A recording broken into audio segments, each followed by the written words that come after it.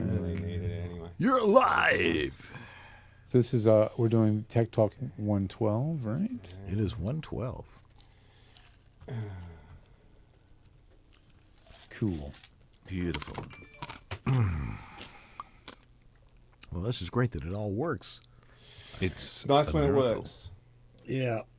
Because we've had weeks where it's like, well, of course, we had Harlan Hogan on a couple weeks ago, and he was using his ear pods. Oh, yeah. God, they sound like shit. As microphone, by the way. Not just Yeah. the monitor, but as the microphone. Yeah. It's funny, isn't it? I always find that interesting. People who are involved in this industry, audio, like even recording engineers are classics for it. They will have the crappiest sound. Use the inbuilt microphones on their laptops and stuff. I know. Why go through the trouble? You know, it's Yeah, like, yeah. you know, Well, there's there's still- a I think mic on there's- the computer. I think there's still a misconception that podcasts are just Yeah. shitty second-rate productions. I'm like, you got to get to the program because podcasts are now like big-time productions. And some of them Yeah. sound- I'm actually teaching a class this week to some college back east. That the course is on podcasting, and the students have to have a podcast by the end of the semester. So he was interviewing me for this podcast he does, and he goes, "Oh, you know, you'd be really good to talk to my students about how to do this right." And I'm like, "Okay." So I'll give them the 3 basics and just adjust it a little bit for podcasting and say, "Look, your audio's got to be good because guess what? It's a podcast."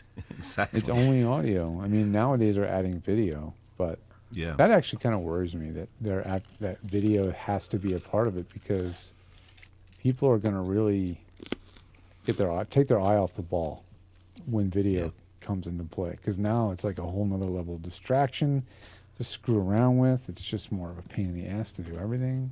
I mean, Right. It's definitely an issue. Yeah, if you've never done it. I mean, we've only been doing it for 12 years, and Yeah. Only. Is that all? only. Yeah, only 12 years. I mean, we did it very poorly for a number of those years. Yeah, but it was so much fun doing it poorly for a number of years. Yeah. That's why people watch. They're like, "Oh, let's see how these guys can screw it up this week." Yeah. Yeah. Every week Here's is a train Apollo wreck. Let's go 13. watch. Yeah. Yeah. Yeah. That's right. Okay, so all right, are you going to be able to play those tracks through Robbo? Not easily. I mean, you have the mix down. You can just load that. Yeah, I've got the mixes. Can I shoot them to you, George? Can I send you the mixes? Yeah, sure. Send an email or put a Yeah, link in the 'cause chat. Whatever's easy. Yeah, we're going to have a poll Shootout. on which one people like better. Oh, that's a good Exactly. idea. Yeah. Yeah. Yeah. However, it's easy for you to Yeah, I'll deliver shoot it to you me. a Google Drive link. Just getting it now. All right. I'm still trying to figure out how it was that we got the audio on, or we couldn't get the audio working from Twisted Wave to the, to You StreamYard. can't- Yeah, StreamYard can share audio from the browser itself, like Chrome browser, but it can't share audio from non-browser Right. stuff. So I had to do that all from the Rodecaster. Well, I don't remember what we did on your end. You were using the Rodecaster 1, and you Yeah. just turned on you created a loop, basically, Right. but it worked as long as we didn't talk. Right, So but that then was I- Link in the chat there, George. I got Sorry. it. There's a bunch of files. How many of these do I need? So, well, that's everything that we did. So there should be Oh. 2 mixes. There should be... It should what's be there? Dan mix and AP and Robbo mix, I think. Yeah. Yeah. Okay, got it. Mixed then there's- compilation, mixed compilation. Those And two. then there's all the Right. separate tracks as well. That's what all the other tracks are. So Okay, got it. it's all there. All right, I'm downloading. All right. Can't So- download file. Let's find out why. No, maybe I'll put this in a different. Was that you Clone. going Pro Tools then, Robbo? Sorry. Oh, that was George. Okay. Yeah. So what I'm going to ask you guys is, why you started this, aside from the fact that it was desperately needed in a humongous market of demo producers. Why are demos important? We'll talk a little bit about your process, and then we'll talk about what we did last week. And Cool. and I've got like I only had the video file from you, Andrew. But I've got us synced up for about 4 minutes of stuff when we were doing the Jim Beam spot. Oh, Didn't cool, you get my cool. link? I did not. No, I did send it to you. It was straight from my from my iCloud account. All right, so let's see if you guys can hear this. When we thought of the future. Yep. Yep. Yeah, I hear it. Do you hear it in stereo or mono? When we thought of the future. Sounds mono-ish. It does a little. Yeah, it must get folded down on StreamYard. Or, Yeah. Oh, wait a minute. Maybe my. Let me see. Audio. Oh, I'll check stereo. We imagined a car. There you there go. you Yeah, go. beautiful. The stereo. Beauty, eh? Lovely. All right, so we got that. I've got those two loaded in tabs of twisted waves, so I can just pop them. Do you want all of them at standby? All of the files? I don't. Well, we may talk about a specific track. Jim Beam will probably get a mention because for me that's the standout. Yeah, Sure. Me too. Yeah. Well, we certainly had the most discussion about that one. Yeah, and it was funny. Well, we should use all this in the show, but Yeah. it was just interesting that we both came at it from a different angle. Right. And with me, it sounded great both ways. So it doesn't That's really right. matter. Exactly. Yeah. But it is kind of interesting, and that's why I think this Robbo and myself thing works in that respect, because we're both coming in from a different side of the glass, kind of Right. thing. Yeah, and I think that was significant because I've worked with a bunch of different coaches and directors and stuff like that, and doing demos, and they all have a different style, but to have, I guess I would recommend that you have the artist really consult with you, but that made a lot of sense to me because I knew exactly what it was you were doing, and I was able to land, well, if you did it this, maybe cut it a little quieter here, Yeah. that sort of thing. Very which- collaborative, eh? Yeah, Yeah. which most people have no idea what it was we were talking about. We were all talking in our own language of, all right, cut Right. here, and and a most little more purple, a little less green. exactly, Yeah. Some exactly, orange in there somewhere. right, exactly. Yeah. Yeah, it's true. Okay, we're on in about 3 minutes here. We're gonna We've done watch. those sessions, haven't we? What's that? We've all done those sessions where it's like, can you give me Don't start me. and you think, what are you talking about? I Don't don't even know what you mean. Start me. Yeah. There's hardly any latency, and you guys are on the other side of the freaking planet. It's Yeah. Yeah. pretty amazing. I think It there's a is. term for It that. is. I mean, we do Amazeballs. forget how incredible all this is. Yeah. It's not that long ago when, a long distance phone call was a big event. Yeah. And expensive. Yes. And a buck a minute, and Yeah. Used to go beep, you'd pick up the phone, beep, beep, beep, beep. It's long distance, quick. And everyone's like, oh, yeah. Gotta go, bye.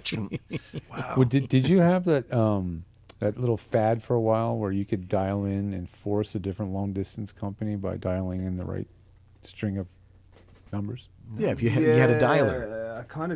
I seem to recall something like that. Well, they but were I remember- advertising on TV. They're like, hey, use our long distance company, not the crappy one your phone company had. Just dial 4242423333, then dial your phone number. Yeah, it was like Sprint line or something like that. Yeah. There was a way to force long distance lines. Then we ended up using that with ISDN all the time. Yeah, Certain some yeah. long distance companies just were patched in automatically and just would not pass the ISDN call through. They were like, what the fuck? What is this? Yeah. So they were like, no, always hit 222222 something, and then it would force it to MCI or I don't know, whatever it was. God, I remember I did a ISDN session, and stupidly I dialed in, which was my mistake, really. Did you forget to hang up? No, I did hang up, Okay. but it was quite a long session, and when I got the bill, basically I worked for nothing. Oh, jeez. It was like, I couldn't believe that. I was like, how much for that call? It was hundreds of dollars Yes. to make that call. Yeah. Every minute it's like ka-ching, ka-ching, ka-ching. Exactly. All right, it is 5 o'clock. On the Sue is place giv- called Clock. Yes. And Sue is giving us Or the giving us countdown the here. hands. There's a 5, 4, 3.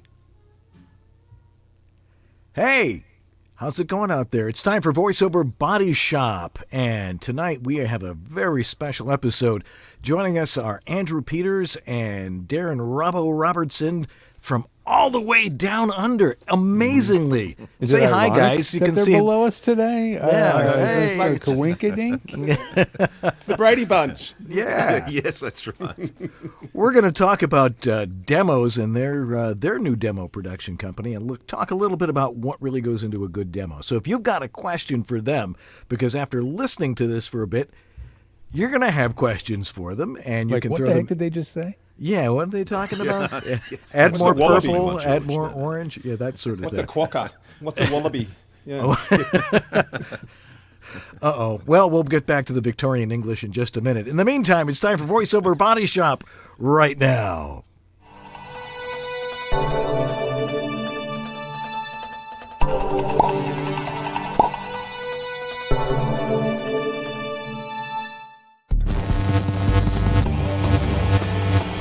VoiceOver Body Shop is brought to you by VoiceOverEssentials.com, the home of Harlan Hogan's signature products. Source Elements, the folks who bring you Source Connect. VOHeroes.com, become a hero to your clients with award-winning voiceover training. VoiceActor.com, your voiceover website ready in minutes. VoiceOver Extra, your daily resource for voiceover success. And by World Voices, the Industry Association of Freelance Voice Talent. And now, here's your hosts, Dan and George.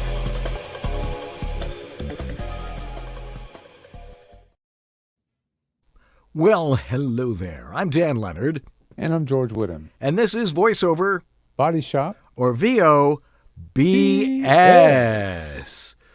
Well, in a world gone mad, we've decided, well, let's just keep doing our show, and let's have peace amongst all the voiceover community. Boy, that's Rough week, and lots of friends, relatives, people over on the other side of the big ponds. All our best wishes go out to them, and hopefully we can have peace there shortly. Yeah. Anyway, tonight we are talking with a couple of great guests all the way down from Oz, because they have a new demo production company, and we were working on a new conversational demo for me last week, so we're going to talk about it. Let me introduce our guest. Andrew Peters is one of the top voice actors in Southeast Asia, the United Arab Emirates, Australia, and New Zealand. Heard literally by millions of people every day. And I think you've actually heard him on a Harlan Hogan commercial a couple months ago. Darren Robbo Robertson is an audio production specialist with 35 years experience. They are both co-hosts, along with George and Robert Marshall, the founder of Source Connect, on the popular and geeky podcast, The Pro Audio Suite. And together they are co-founders of Robbo and AP's International Voice Demos. Let's welcome Robbo and Andrew to VoiceOver Body Shop. Hi, guys. Hello, mate. Good. Guys, What should we say? I was going to say good morning, but it's good afternoon for you. It is. Yeah. Yeah, Did we you know say it's... good day. Yeah. G'day. G'day, mate. How you going? Yeah, I've got to take you to task first, Dan, because the geeky podcast, Yeah, I kind of feel like I'm a long way from geeky. I don't know. but that was the Well, whole yes. point. That's the There's way a George couple of us who describes are it. Particularly It is. geeky. It is a bit geeky. We do. Let is Robert, very geeky, don't let right, Robert indeed. on the show. Otherwise. Yeah, that's right. Yeah, keep Robert away. Yeah. Yeah. Anyway, you guys have, you're both very accomplished at what you've been doing. We've all been, as we were discussing last week, we've all been in the business about the same length of time. Amazing that even, where you guys are, my career sort of paralleled all the stuff you guys were doing, only, 10,000 miles away. But you guys have partnered up with this new venture of yours. What influenced you guys to start this venture of doing voiceover demos internationally? Who wants to go first? Well, we kind of fell into it, funnily enough. It was through our podcast, the Pro Audio Suite. We teamed up with Centrance to give you some background to come up with the Passport VO interface. And as part of that, as part of the launch of it, we were giving away some stuff for people to pre-order. And AP and I sort of went, well, what are we going to give away? Andrew being a voiceover artist and me being an audio engineer. For Robert and George, it was a little more obvious. So I said to AP, well, why don't we make a voiceover demo for someone? And he went, yeah, that's a good idea. So Mimo Sauceda won it, and we did one for him. We had such a good time doing it, and he was so chuffed with the results. We sort of looked at each other and went, we might be onto something here. Could be onto something here. So yeah, we fell into it. Chuffed is a good thing. Chuffed, yes. Chuffed. Well, it's funny because Robbo's been making, in fact, he's made a couple of demos for me in the past. And I think when we did this, the demo for Memo's demo, we kind of clicked and went, actually, there's something unique about what we're doing here because we're coming at this from both sides of the glass. And it also became quite obvious because we didn't share our edits with each other. So we did them separately.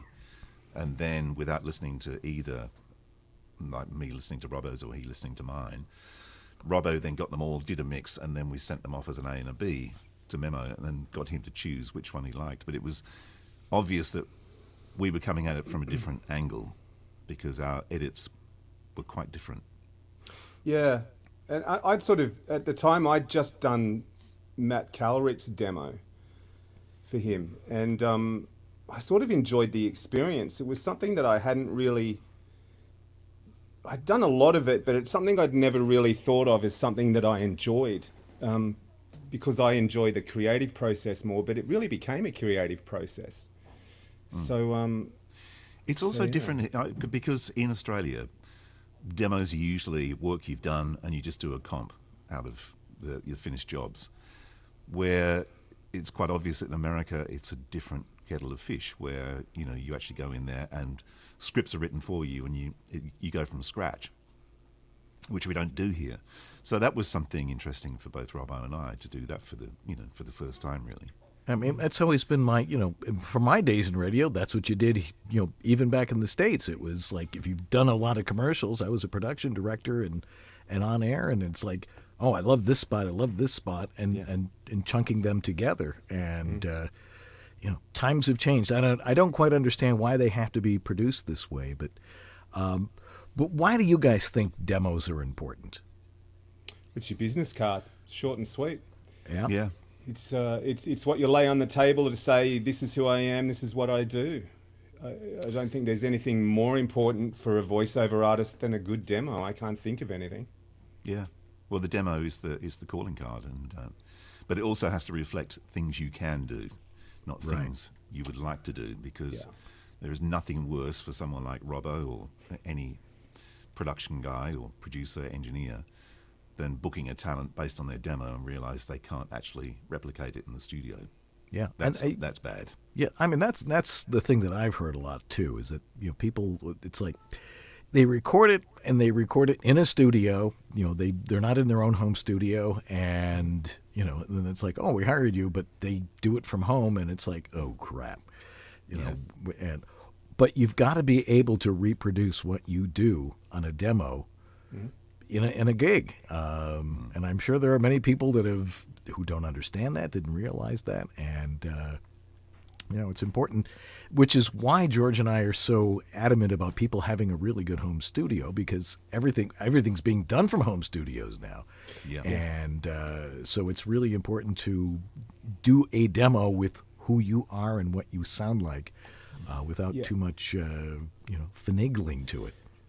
I think there's two things for me that sort of come from that. Is the first thing that we talk about a lot, and the three sort of cornerstones of what we do, and the sort of the markers when we're judging what we're writing or what we're working on, whether we're on the right track, is we have repeatable.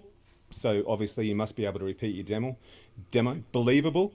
As a listener, I've got to believe that it's you and you're capable of doing that. And the other one is creativity. And creativity's sort of not the creativity you're probably thinking about. The creativity we're talking about is finding those reads that maybe you didn't know you had, and also reflecting what's currently happening in the market, in terms of voiceover and what they're choosing and what they're looking for. And that's sort of a big thing, and that's why I'm constantly stunned sometimes when you go onto a website for someone who maybe you work with regularly, but the client wants to hear their demo, and you're sending them a demo that's 4 or 5 years old. Yes. And you know that person is capable. Like, there's plenty of people in Australia I could think of who I wouldn't hesitate in booking. But you listen to their demo, and if you didn't know them, you would sort of go, yeah, I think we've moved past those sort of reads, and I'm not sure that you're the right person for this. Yeah. If you're just joining us, our guests are Darren Robbo Robertson and Andrew Peters, and we're talking about getting your demos right, and seeing what's the right process for doing that. If you have a question for them about demos, all you have to do is go in the chat room, whether you're in Facebook Live or you're in YouTube, or if you happen to be watching on LinkedIn or watching the smoke signals coming over the top of the hill. You can drop them in the chat room, and I know that Jeff Holman is back there, and he will relay those questions to us in a little bit. So listen carefully. It should raise some questions, and you can ask. I got so a question let's talk. real quick. Okay, go for it, What George. for you guys was the most difficult part of the process? Was it the content writing or creation, or the script writing? Is that where's the most challenging? It's funny we talked process? about that because we were talking about that just in general chatter when we were working with Dan recording this. I'm the script writer, and I've never worked as a copywriter, but for 35 years I've had to edit copywriters' scripts because clients have demanded that, I want the phone number twice, plus the email address, plus the street address, plus the opening hours and everything else. So you come up with this 45-second script that you then have to make a 30. And so I think I've learnt the craft of writing scripts from having to do that, in terms of organising a script and the tone of the script and all that sort of stuff. And obviously, coming from a radio imaging background as well, I'm writing a lot of promos and sweepers and all that sort of stuff. So yeah, but it's part of the process that I sort of had the biggest imposter syndrome about, I guess, because while I'm comfortable writing a radio promo, I was sort of going, should I be writing some commercials? But the feedback so far has been brilliant. People like Matt Cowrick and stuff like that have had some good results. So you sort of go, okay, well, maybe I should stop listening to that inner voice. Well, you And have also, the background, like you said. Yeah. I mean, That's right. those years of writing those other types of work means you have writing chops and you have editing chops. So you just have to reshape that into the format that we're working with here. Yeah. And also, I'll get scripts sent to me, obviously, so I keep ones that I think are of value, and then we'll just rework that script. But the creative's done as well, so it's kind of handy. So let's talk a little bit about your process, and then we can show a little bit of video about what we did last week when we were cutting a demo for me. And we did it pretty quick. I mean, sometimes you'll work for a week on with somebody who is like, okay, we'll do another spot today. We'll do another one. We went through we were like less than an hour, but it still gave us plenty of time to do the interplay that needed to be done to direct it and get it done. So I was pretty impressed with that. But individually, what is your process? I mean, Andrew, when you're starting to do this, what is your thought process when you're working with somebody? Firstly, I will check out that person and just find whatever demos I can find of theirs and just have a listen and try and find something that I believe is their strength, or something I can hear. There's something in their voice that tells me they can go a certain direction. And then that's something I will work on with that person when we're going through the process of recording. Mm-hmm. That's how I go. And once we get online and start recording, it all becomes kind of obvious which way we're going to go. So, Robbo, you're the same though, aren't you? Yeah, I'm pretty much the same. For me, the magic comes with, we do a pre-demo, let's call it an interview, but it's really just a chance for AP and I to catch up and goof around and have a bit of fun. Yeah. But part of the process is a bunch of legitimate questions that give us an idea of what's in your head and what you want from a demo. And the question that always sort of interests me the most, and I think leads to some of the results in terms of happiness of people with their demos, is sort of what's a read that you think you're good at that you don't get booked for. And for me, that's a big one because there's these unearthed talent that doesn't get to their chance to come to the forefront because people don't know someone can do that read. And so when they have the chance to go, well, I really like, I think we talked about school teacher with you. I really like that sort of thing or something like that, then you can sort of pluck that out and you can write a script around that and give them the opportunity to put it out there. In amongst work that still is, booked regularly and the rest of the demo works around it in terms of being current and bookable. Yeah. Well, let's take a quick look. It's about 4.5 minutes of the interplay we had. It's just me and Andrew, and we were talking about a Jim Beam spot that we were doing. Let me just play that, and let's see. Where is it? Right here. Yeah. Were you on your best behavior? Hope so.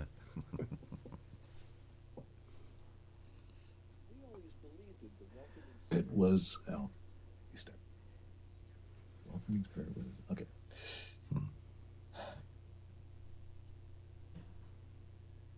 Hey, we always believed the welcoming spirit was a small town thing. Turns out we were wrong. From the places that don't have a name to the bright lights of a world moving at a frantic pace. Wherever Jim Beam is welcome, you'll be welcome too.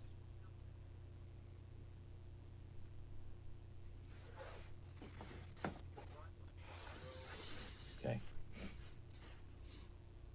To the bright lights of a world moving at a frantic pace.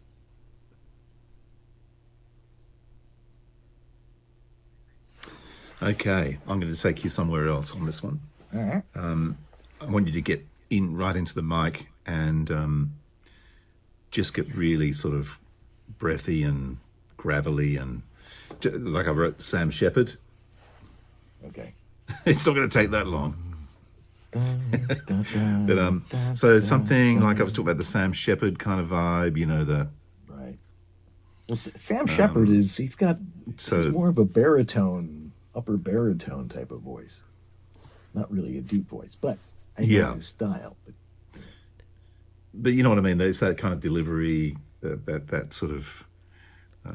Who's the other actor that always does all these ads? The mumbling, not Matthew Modine. Anyway, whatever the guy is. But it's kind of that in close mic. I'm at a bar, smoky, that kind of thing. Right. Maybe light one up here. Yeah. Here's some Tom. Listen to some Tom Waits in the background. Okay. Exactly. Tom Waits in the background, indeed. Yeah. Okay. We still rolling here? But we'll just wait for. Okay. I don't know. I think he wants to mute so we don't bleed everywhere. So I'll just wait for Robbo. We always believed in the welcoming spirit was a small town thing. Turns out we were wrong. From the places that don't have a name to the bright lights of a world moving at a frantic pace. Wherever Jim Beam is welcome, you'll be welcome too.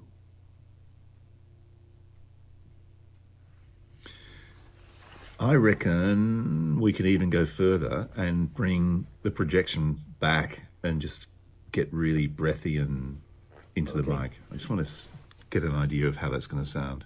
All right. Jim Beam, take 5. We always believed in the welcoming spirit was...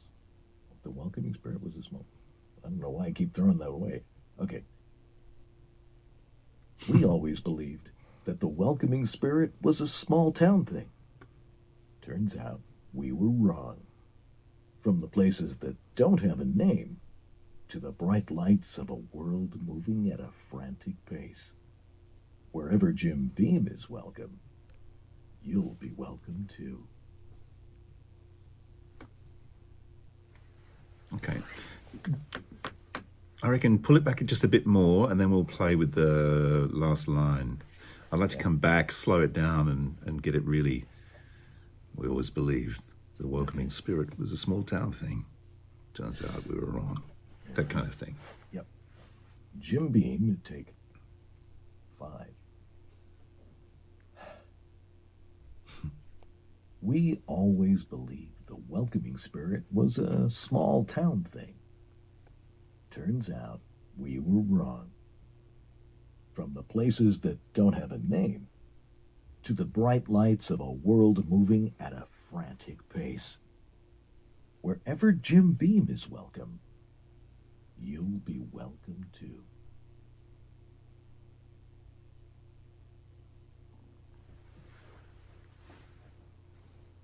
I reckon just want to do the tag.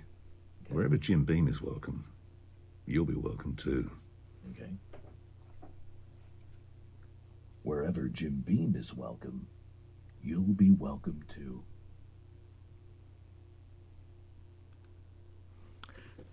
The concentration in your face is incredible, AP. Who was this guy? dramatic. Yeah. It's acting. But It's that a was lot of fun. Yeah, it was a great process because the thing that's probably the hardest for most people doing demos or even just doing a remote session is a lot of people aren't used to being directed, whereas I love being directed. It's self-direction is so hard. Yeah. And to just give, a little, having what I refer to as a meta person to really listen to what you're saying and say, all right, bring it up, take it down, that sort of thing. You can't do that in your own head. Some people can. I've got a problem that I have to close my eyes when listening to other people because I get too distracted. So something like that where it was totally auditory. I can't remember. Were we looking at each other when we did this? Yeah. We were on Google Hangouts. I think we were, yeah. Yeah. And George, you were right, McConaughey is probably the person. Yeah, I That's was what I was trying to think of. Yeah, reading But, the script. Yeah. The thing I find really interesting, and I've talked to Robbo about this too, we're trying to find a language. We still haven't worked out a language yet. So when we're trying to direct people, as you can tell by that bit of footage, it's like I know it's in my head, but I'm trying to explain what it is that's in my head. And trying to come up with something that will click with you and resonate with you, so you go, oh, I know what you mean. You mean blah, blah, blah, blah, blah. That's the trick, I think. Direction is the key to the whole process, though, that Andrew and I have come up with, and the whole reason that we're doing this, and I guess the whole point of difference to us and anyone else who could do you a demo is that you're getting two perspectives. So you're getting a perspective from a guy who sat in the producers/directors chair for 35 years, audio engineer's desk, and all that sort of stuff. And so I have the knowledge that I've learned from working with directors and art directors and all that sort of stuff, and directing sessions myself. And so I sort of know what's in their head, but then you get Andrew as well, who is a voiceover artist, and sort of has the art and the understanding of different styles of reads and different ways of selling a script. So you get him from that perspective, and you put that together, and you've got the entire sort of gamut of possibilities. Yeah, we're covering the whole room, basically. Yeah, absolutely. Yeah. Once again, we're talking with Robbo and Andrew here about making demos, and they're joining us all the way from the land of Oz. Or I don't think they refer to it as the land; they just refer to it as Oz. Oz. Yeah. And Andrew's the wizard. Right. Yeah. If you've got a question, That used to be my nickname, actually, the Wizard. if you've got a question for them, throw it in the chat room right now because we'd love to hear from you guys. And I think a little bit later we're going to take a poll on which version you guys like most because They get the final say, don't they? Yeah. well, not necessarily. Just because they like it doesn't necessarily mean I'm going to go with it. But it's good to have some outside opinions of it. Putting your career on the line Yeah. by poll. Yeah, that's right. Yes. So let's talk a little bit about what goes into a good demo. What is it what are the right elements to a demo that you guys want to achieve when you're working with somebody? What is it you want to achieve with them, and how do you go about getting what you think they want? I can tell you the first thing that doesn't go into it that we always joke about is putting your ID at the front. Yes. Yeah, g'day, I'm James and I'm a voiceover artist and I love collecting goldfish. Yeah. It's sort of like, what? Gone, next. Bye, next. It's. I think the key with the demo is definitely that first 5-10 seconds is the hook. If you haven't got them, then you're not going to keep them. So that first spot has got to take that person who's listening on that journey. You've got to grab their attention. It's got to be the first track has to be current. The first track has to be strong. The first track has to show your voice in its best possible light. Yeah. And I think to me that's the key, because I've sat in so many casting sessions where the voice hasn't even got a sentence out and they've already gone to the next track. Yeah. They've made up their mind in that amount of time. People go, 60 seconds. I've got 60. No, you don't. You've got 5 if you're lucky. Yeah. Yeah, I mean, if you don't grab them by the gorgle in the first 3 to 5 seconds, it's like gone. Which is why name and hobbies and all that stuff at the front stumps me every people time. actually do that. Well, They do, a lot. Well, sadly. there's been a discussion on forums down here in Australia for the last about a month. I think someone dropped it in. Should I do an intro on my demo? It's like it's not 1990 anymore. We're not delivering comp CDs anymore. Yeah, that's right. I think we've talked about this. I think that in the days when you were casting off a CD, it probably had its place. But these days you're staring at a file with a name on it anyway. You don't need to do it. No. Yeah. It's even like even with auditions, you very rarely are asked to slate anymore.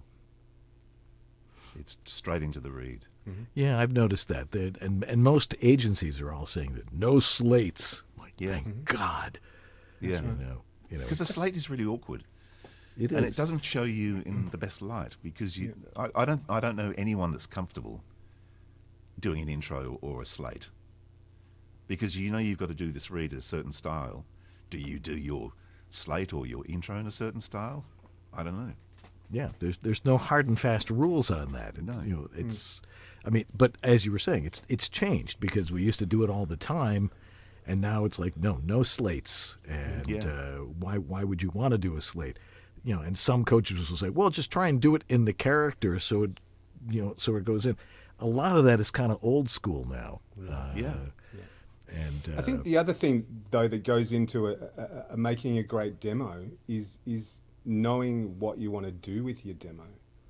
I think understanding that before you even start the process is getting you a long way to getting a great demo. I mean, we talked with you about, you had a lot of retail, hard sell stuff. We talked about how the sort of man next door sort of thing was something that you could do and do well, but you didn't really get booked for a lot. So we talked about that, and that's how we came up with the direction for your demo. So, specific spots aside, I mean, I think that's an important place to start in getting a great demo as well, is understanding what you want to do with it. Do you want to get an agent? Do you want to get booked? There's 2 different things you could do with a demo there straight away, and 2 different directions to take it. Yeah. So yeah, I think that's a big starting point as well. Yeah. It's funny because demos these days are really used to find an agent, because a lot of the work you see, like we just mentioned before, is scripts arrive in your inbox based on your age, gender, whatever, as an audition. So they haven't heard you before, they just want to get an audition from you. Right. But if you're looking to get, maybe a step up into a better agent, then make sure you deliver a really good demo, because it just may do the trick for you. Yeah. Once again, if you've got a question for our guests, throw it in the chat room, and we'll get to that in just a little bit. One of the things that we talked about, and once we had mixed them all down, was the order of the spots in there, because I've always been of the opinion, having done many demos, for me, it's important to have contrast of reads, that it's, if you're going to catch them real quick and you're able to hold their attention through the first spot, which is never an easy thing to do because they're probably listening to a bunch of different demos. It's got a contrast, so the spot's going to end and then a different type of read in there. What we did with this one is I specifically wanted a conversational read. Like we were saying, it's like, I do a lot of retail stuff, a lot more announcery type stuff. But I wanted to show that I can do the conversational thing, that we can talk the way you and I are talking now and make that happen. And then the spots you picked really, really worked for that. But how do you pick the order? I mean, aside from the discussion we had, well, what about putting this one here and putting that one there? And well, it was funny because you, when we talked, once we finished the spots and we selected which ones we were going to go with and Frankensteined a couple, and then it was the discussion of what's the order going to be. And we got your order, Dan, which we kept. And then after you'd left the call, Robbo and I said, no, don't agree with that order. We're going to change that. And we both agreed that the Jim Beam spot was the hero and that was going to be at the top. I think you had Jim Beam second or third from memory, Dan. I can't remember. Yeah. It's just the way I think. It's like, okay, where's the contrast here? What's a little more upbeat? That one was like Jim Beam. Yeah. Can I just tell you, Dan? Please. Just so you know that your demo for Jim Beam has gone on our demo for voiceover demos. Oh, That's a good sign. yeah. For some reason, I always end up doing a liquor spot on my demos. I'm not exactly sure why. Everybody throws those in there. It's because when we hear your Saying voice, something, Dan, Dan, something we should know. you just want to get drunk. Yeah. Anyway, we're going to get into listening to what we finally came up with after a quick break. And again, if you've got a question, throw it in the chat room because we want to hear from you and your thoughts on recording a demo and any other thoughts you have on those and any questions you have for our guests. So put them in there right now. In the meantime, we're going to take a quick break and we'll be right back here on VoiceOver Body Shop. So do not go away. We'll be right back. This is the Latin lover narrator from Jane the Virgin, Anthony Mendez, and you're enjoying Dan and George on the VoiceOver Body Shop.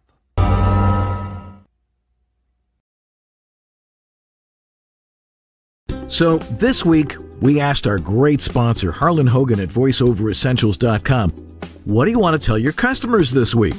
Well, Harlan said, how about a free VO baseball cap with their embroidered VO voice bubble on the front and their VoiceOver Essentials slogan, as heard on TV, on the back. It tells everybody what you do. VoiceOverEssentials.com VO baseball caps are 100% cotton chino twill, garment washed, unstructured caps manufactured by StyleMaster and feature sewn eyelets, pre-curved visor, and metal adjustable tri-glide buckle with leather adjusting strap. And guess what? They'll send one to the first 25 viewers who email their VoiceOver Essentials customer service head, Terry Lee at terry.lee@voiceoveressentials.com to get your VoiceOver Essentials VO baseball cap. Offer is only good in the continental U.S. Aw, sad for the folks down under. Anyway, it's time to talk about Source Elements, the creators of Source Connect, and a tool that we at the Pro Audio Suite use for every single episode. It allows Robbo to produce our show completely remotely with all of our voices coming directly into Pro Tools. We can hear each other beautifully. The quality is extremely high. And we also have the amazing ability to keep everything backed up no matter what happens on the internet via the Queue Manager. So at the end of our session, and we record sometimes for an hour or more, that audio is being automatically backed up and transferred over to Robbo's machine from all of our computers in the background. It's amazing technology. It sounds great. The audio quality you get over Source Connect is essentially indistinguishable from being on the end of a mic cable. It really is that good, and it's quite a remarkable tool. And now with the new version of Source Nexus coming out soon, it's going to be easier than ever for Robbo to bring other sources of audio and other platforms in and out of a production for seamless production when you've got guests in other locations, you've got directors, you've got the clients in many cases listening, wanting to hear and even sometimes see what's going on and give approval. That can all be done with Source Nexus and Source Connect tied together. It's quite an amazing platform. But if you want to get started, head over to source-elements.com and you can get your 15-day free trial. Get yourself started and running and learn what Source Connect can do for you and your career as you're growing your business into another higher tier. Thanks for your support, Source Elements. Let's get on to the Q&A right after this. Well, hey there, it's David H. Lawrence with VO Heroes, and wouldn't it be cool if there was a very simple tool, drag and drop tool, that would guarantee that the audio you need to upload to ACX or any other audiobook platform is perfectly set up in terms of the text standards, the root mean square normalization, the peak normalization, the noise floor? Guess what? There is.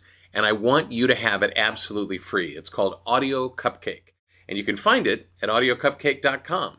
I helped create this software. It was built to my specs and my standards for when I do audiobooks, and I know it's going to work for you. Now, it's only available for Macintosh because you Windows users, you have the ability to use other tools that work for you. But in this case, you edit your final raw WAV file for a chapter, you drop it onto Audio Cupcake, and out comes the 192K mono MP3 file you can upload immediately. That's audiocupcake.com, audiocupcake.com. I hope you love it.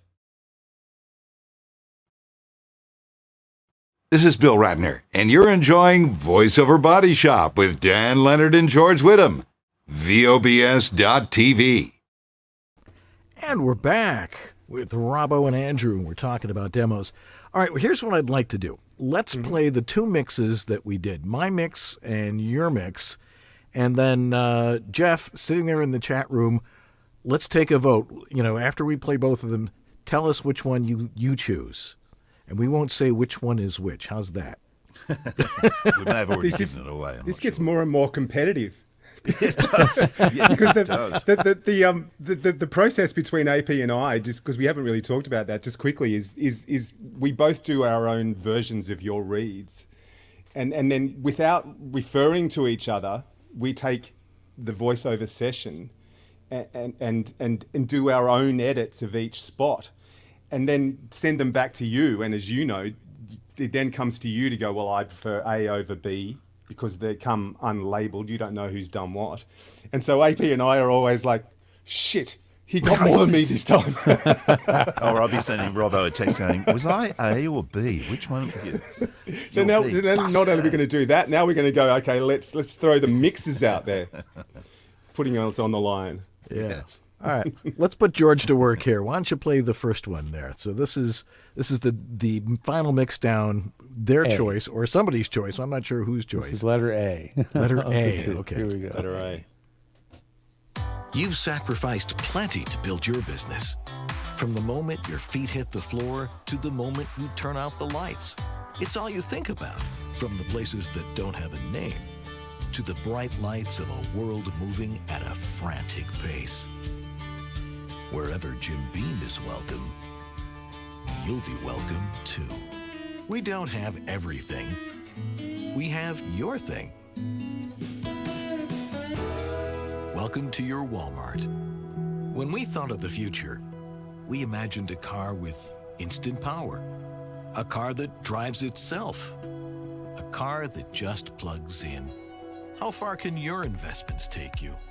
At Standard Personal Banking, we go the extra mile to meet your financial goals. From your children's education to your dream retirement. John Perkins Medical. Not just for us, for all of us. Wow, that piano cue. Now, I remember, we had one piece of music for that, and I said, no, we need something like light piano but positive. Yeah. And With a note, with some notes on the top. right, yeah, not was chords, great. but just single notes and stuff. And these are the types of things I don't think other people would have thought about. But having produced things like this, it's like, was I right? Oh, look, I think there's credit to... This is the thing about audio. It's such a personal thing. Is there a right and a wrong? I don't think there is. I think there's just personal taste, and that's all you can go with. Yeah. I think both iterations work. Yeah. Absolutely. There's nothing wrong with either of them. Okay. All right, let's play B. We always believed the welcoming spirit was a small town thing. Turns out we were wrong. Wherever Jim Beam is welcome, you'll be welcome too. When we thought of the future, we imagined a car with instant power, a car that drives itself, a car that just plugs in. You've sacrificed plenty to build your business. From the moment your feet hit the floor to the moment you turn out the lights. It's all you think about. How far can your investments take you? At Standard Personal Banking, we go the extra mile to meet your financial goals. From your children's education to your dream retirement. We don't have everything. We have your thing. Welcome to your Walmart. And that was B. Okay, so now everybody vote. Did you like A or B? And put it in the chat room, and Jeff will compilate those. Got a B already. Look. Sumalino. Don't stare at that stuff. Just pay attention to what I'm telling you. The check's in the mail.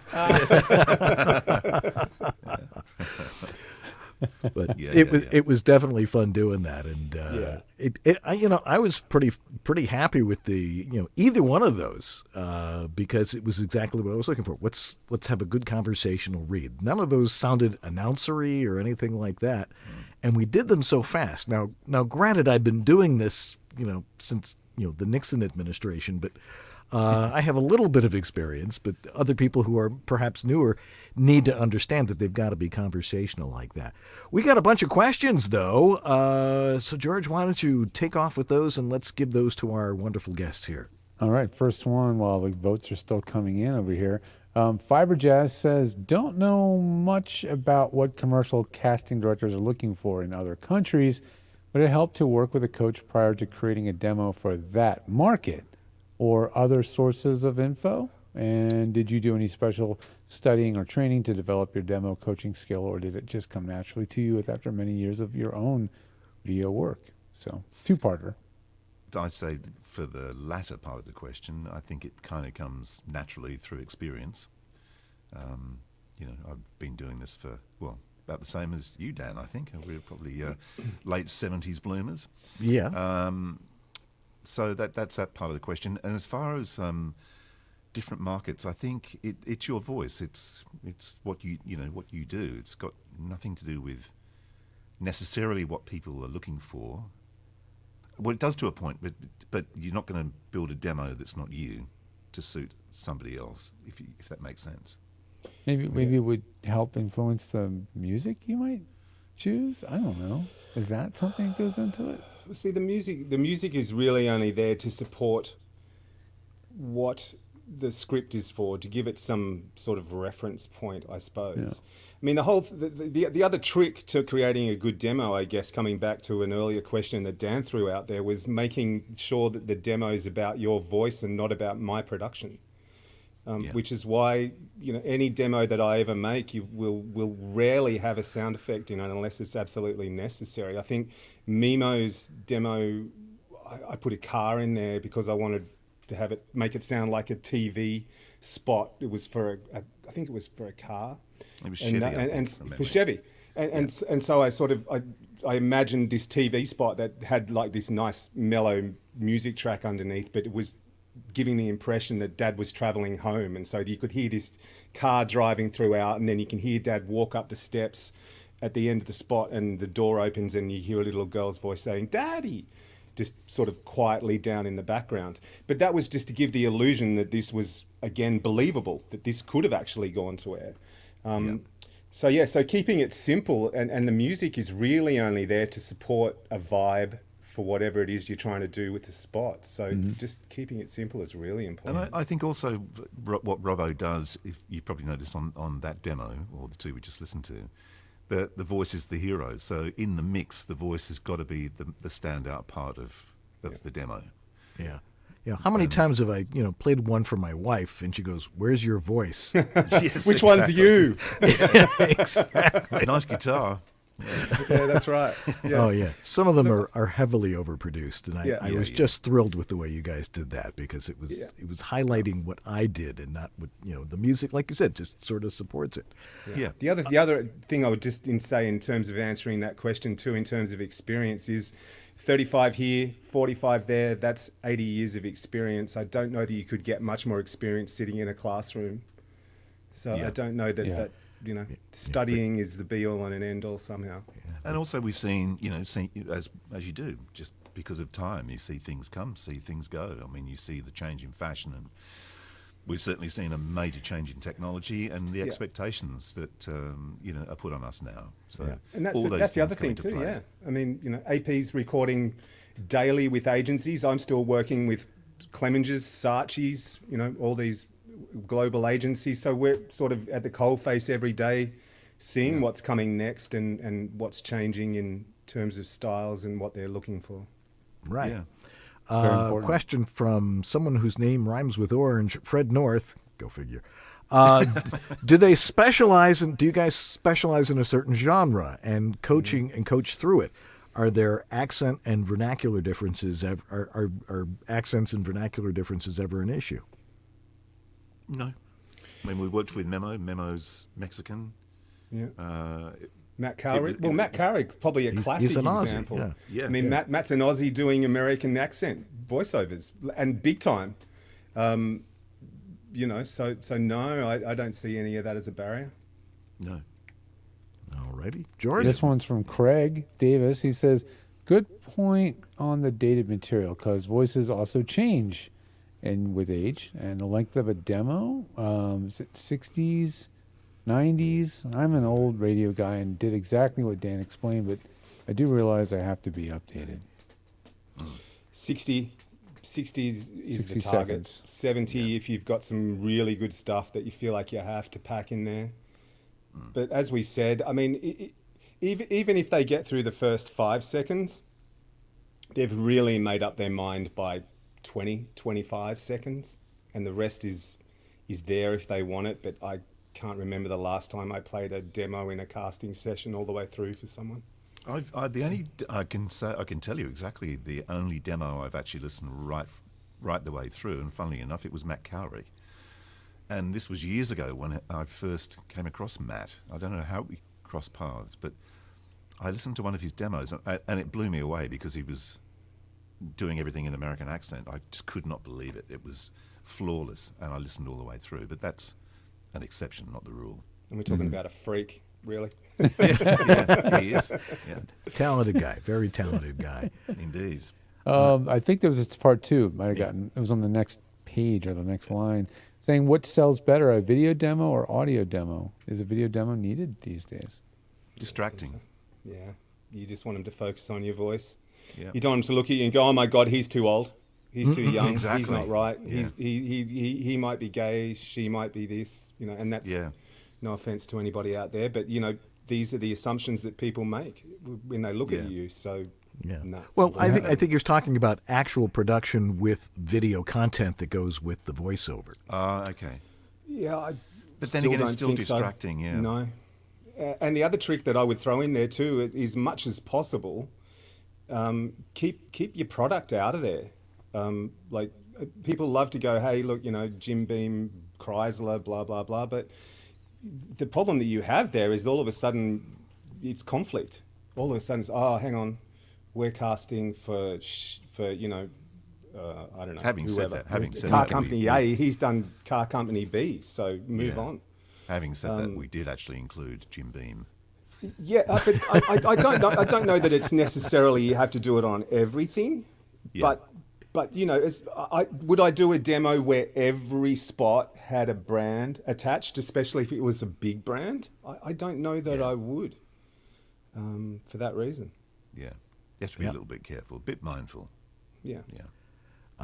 Jeff Holman asks, and it's a great question, do you always put a music bed under the entire demo. Now there was different cuts of music in there, which to me is like the most important thing. I remember when I was learning to do commercials, the operations manager said, "Okay, if you're going to do commercials, here's our rules: 2 pieces of music with every commercial." Wow. So something had to be something. There had to be a contrast in the middle. Were you doing that live to tape? Yeah. It's like hold the record down. Yeah, that's right. Lift the finger up. Slip cue. Yeah. We were talking about that the other day. We were talking about doing drop edits on analog tape. Would we still have the muscle memory to get it right first Right, time? exactly. I don't know that I would. Yeah, Pro Tools makes life too easy. Yeah. Kids these days get it too easy. Too easy. But it was funny, you talk about that, like, you're queuing up a record and reading live and mixing as straight to tape. That was how I kicked off in the 70s. I think we've been there, done that. Yeah. Music all the way through, mostly. If a cold read is called for, sure, but I wouldn't do a 60-second demo cold, no. Okay. George? All right, Grace Newton says, what is the most important element of a video game demo? You guys done any video game demos? No, I haven't. I haven't done any. I've heard plenty. I think it's selling your ability to come up with a character that's believable, selling your ability to come up with a character full stop. Versatility in general, I think, would be the biggest thing for video games. And if you're recording it in your own studio, making sure that it's sound quality wise, it's as good as it can be as well, because the last thing a video game editor wants to get is a bunch of distortion on the pieces where you have to yell and scream, and then 3 noise reduction plugins on one track because the air conditioning noise and everything else going on in the background when you've got to be softly spoken. So they're the 2 big things I hear on gaming demos is just not understanding what you're doing in terms of the recording. And also the other thing is your room. If you're screaming in a room and your room is not particularly good, you're going to hear it. Yeah, Right. that's right. Yeah, because the louder you talk, the more the acoustics of the room come into play. Sorry, what's that, Dan? Terry Briscoe asks, and this sort of plays into that, are there instruments that tend to overpower the voice more than others? Saxophone. Yeah. Saxophone's the killer. Sometimes guitar, but saxophone is the one that, In fact, I found a really cool plugin for those geeks out there, just because there's Pro Audio Suite out here just for 1 second. And the name of it's just gone completely out of my head. Track Spacer. And you put the plugin on your music track, and you show it your voiceover in this what's called a side chain. So the plugin's working on my music track, but it's listening to the voiceover. And what it's doing is it's putting an EQ curve in around your voiceover. So effectively, it's only ducking those frequencies. So if you have a saxophone, for example, and it's smack in the middle of the voiceover, well, what Trackspace is doing is saying, let's take it down a bit so we can make the voiceover the hero. Wow. That's neat. Yeah, that's clever. Yeah. One last thing. Let me throw this. Now, Andrew, I was looking at your website. There's like 50 demos on there. I know. That's I'm 'cause slack. he's Look, more I'm than 50 years slack. Yeah. How many demos should somebody have really on their website? Not as many as I've got, probably. Like walking into a hardware store. It's like, how much can I buy today? Yeah. Or AP in a studio gear shop. Like, Yeah, well, the trouble is I've probably I'll have got one equal amounts of microphones as I've got demos, unfortunately, which says more about my character than anything else. But I don't know. It depends what genres you're looking at working in. I would probably make a demo for each of your genres. Yeah.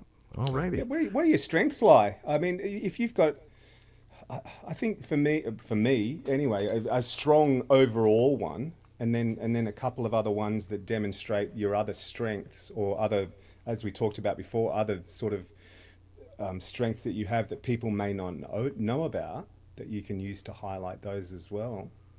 I don't know that. I think maybe 50 is overkill. Maybe 5 or 6. But the other thing that we do with our demos, because each spot is actually produced, so each spot is a 15, 30 second spot. So when we deliver the demo, we deliver the comp, and then we deliver each spot individually. So if someone, sends you a message saying, have you got a spot where you do a blah, blah, blah, you go, yeah, and you can send them one of the spots. Yep. Okay. Yeah, but we've got just a couple of minutes here. We got to figure out who won. It's easy. B. B's the winner. It looks like there was a lot of bees. It looks like the bees won. Jeff Holman, who won?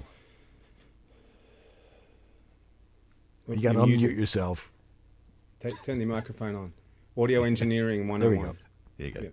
The answer is The bees won handily. It's the bee's knees. There we go. And whose was that? Ours. Sorry, Dan. We What won. are you gonna do? Well, at least you know for sure. That's I'm right. feeling justified now. Yeah. All right. So, guys, if they want to get a hold of you and talk to you about getting a really great demo done, where do they go? Demosthatwork.com.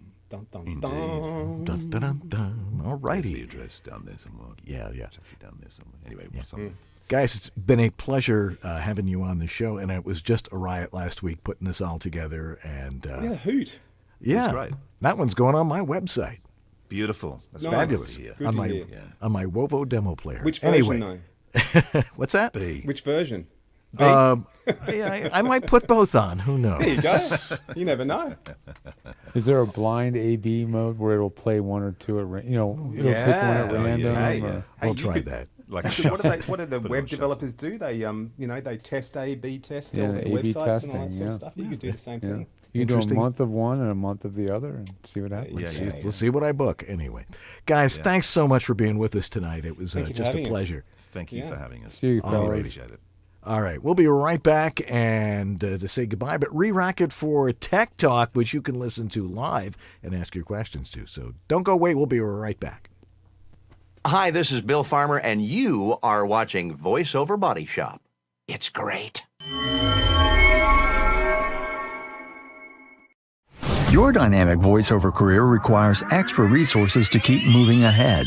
There's one place where you can explore everything the voiceover industry has to offer. That place is voiceoverextra.com. Whether you're just exploring a voiceover career or a seasoned veteran ready to reach that next professional level, stay in touch with market trends, coaching, products, and services while avoiding scams and other pitfalls. VoiceOver Extra has hundreds of articles, free resources, and training that will save you time and help you succeed. Learn from the most respected talents, coaches, and industry insiders when you join the online sessions, bringing you the most current information on topics like audiobooks, auditioning, home studio setup and equipment, marketing, performance techniques, and much more. It's time to hit your one-stop daily resource for voiceover success. Sign up for a free subscription to newsletters and reports. It's all here at voiceoverextra.com. That's voiceoverextra.com.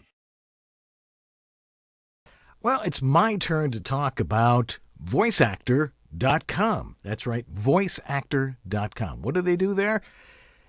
They make it easy for you to have your voice actor website like that. You can do it in 20 minutes. You just go in there. You don't have to have a lot of technical knowledge. It's not like using HTML or this coding or that coding.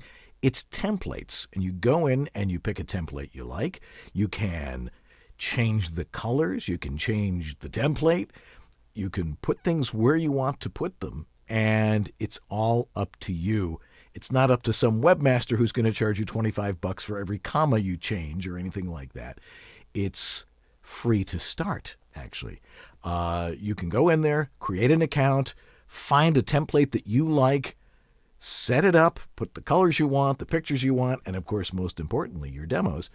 And you'll be online. And if you want to have your own URL, because it goes through voiceactor.com, you have your own URL. It's $20 a month, and you have all sorts of opportunities to make what you want and change what you want in your demo. So go over to, put it up there again, so voiceactor.com. That's voiceactor.com to get your website up right now.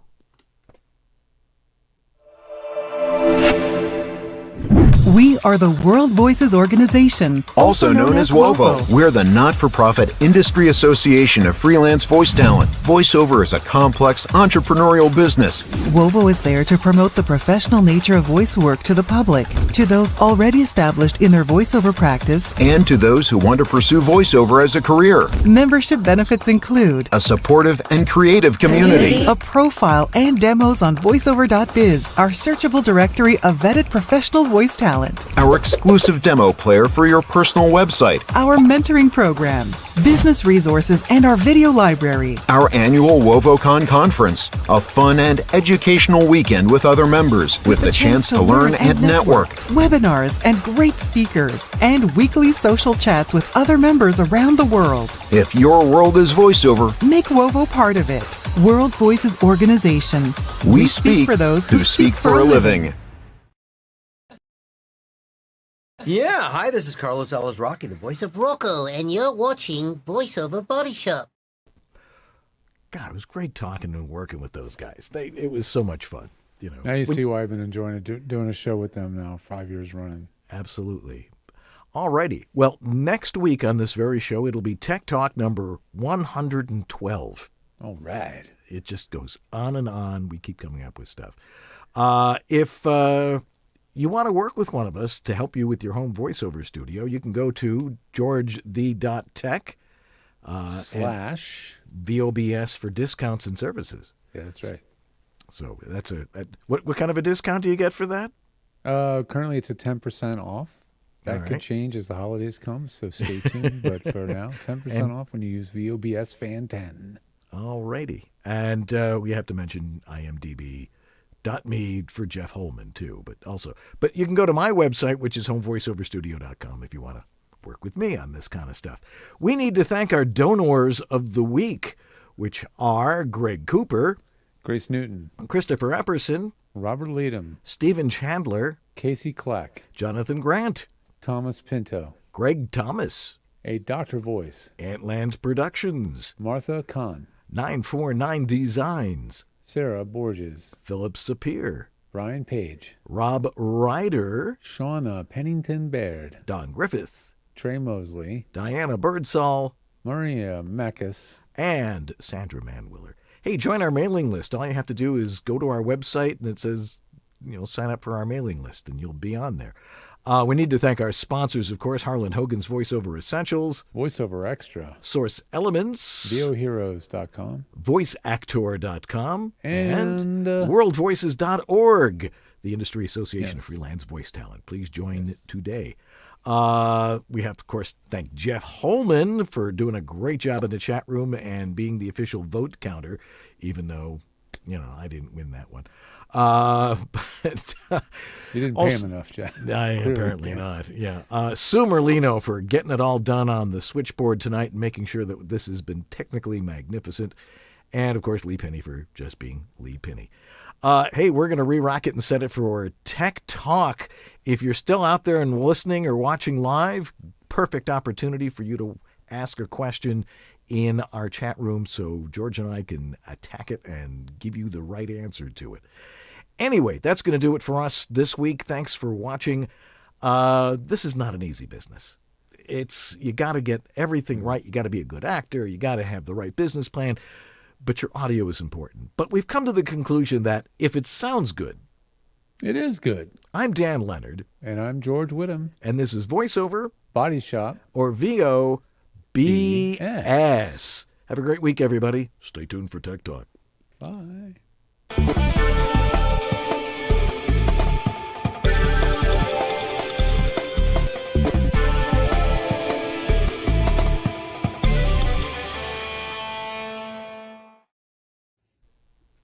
It's a shame because my parents' flight from Chicago to Philly is exactly during this block of time while we're doing our show. They can watch the replay. I know, but they love watching it. I said they watch it live the week we do the pre-taped show, and they watch it at the same time, right before Jeopardy. Yeah. Yeah, nothing funnier than them showing up at my door and I'm not remembering who they were. But when you were even here. I'm sorry we didn't get to see you guys this time. It was a pretty short visit. Yeah. But it was nice. So, Alrighty. yeah, Andrew, Robbo, thanks for hanging out with us. Thanks for hanging out You with guys us. can hang out, watch the next segment if you want. It's up to you. Or go be with your families, whatever you want to do. Yeah. It's thanks, the middle guys. of the afternoon down there. Yeah. Almost Anyway. time for We brunch. got Tech Talk coming up here, and so if you got a question, throw it in the chat room. Are we ready, Sue, to roll on with Tech Talk? She gives us the thumbs up. Let's roll it so I can have dinner. 3, 2. Hey, it's time for VoiceOver Body Shop Tech Talk. Tech Talk, Tech Talk, Tech Talk, Tech Talk. Tech Talk, Tech Talk, Tech Talk. We're 112. I know there's 112 sitting up there somewhere. Just there we go. Just so in case you look at it and it's like, okay. We can always do a new show because Apple always has to release a new operating system to break everything. There we go. So there's always something to talk about. Yeah, there's another 2 years of stuff right there. Anyway, if you've got a question for us, throw it in the chat room, whether you're in Facebook Live or you're watching on YouTube or if you're watching on LinkedIn. Now's a perfect time. If you've got a question about your home voiceover studio, some piece of equipment, a problem you're having, a thought or two about having a home voiceover studio, throw it in the chat room right now. We'll get to it. So let's get ready. It's time for VoiceOver Body Shop Tech Talk right now.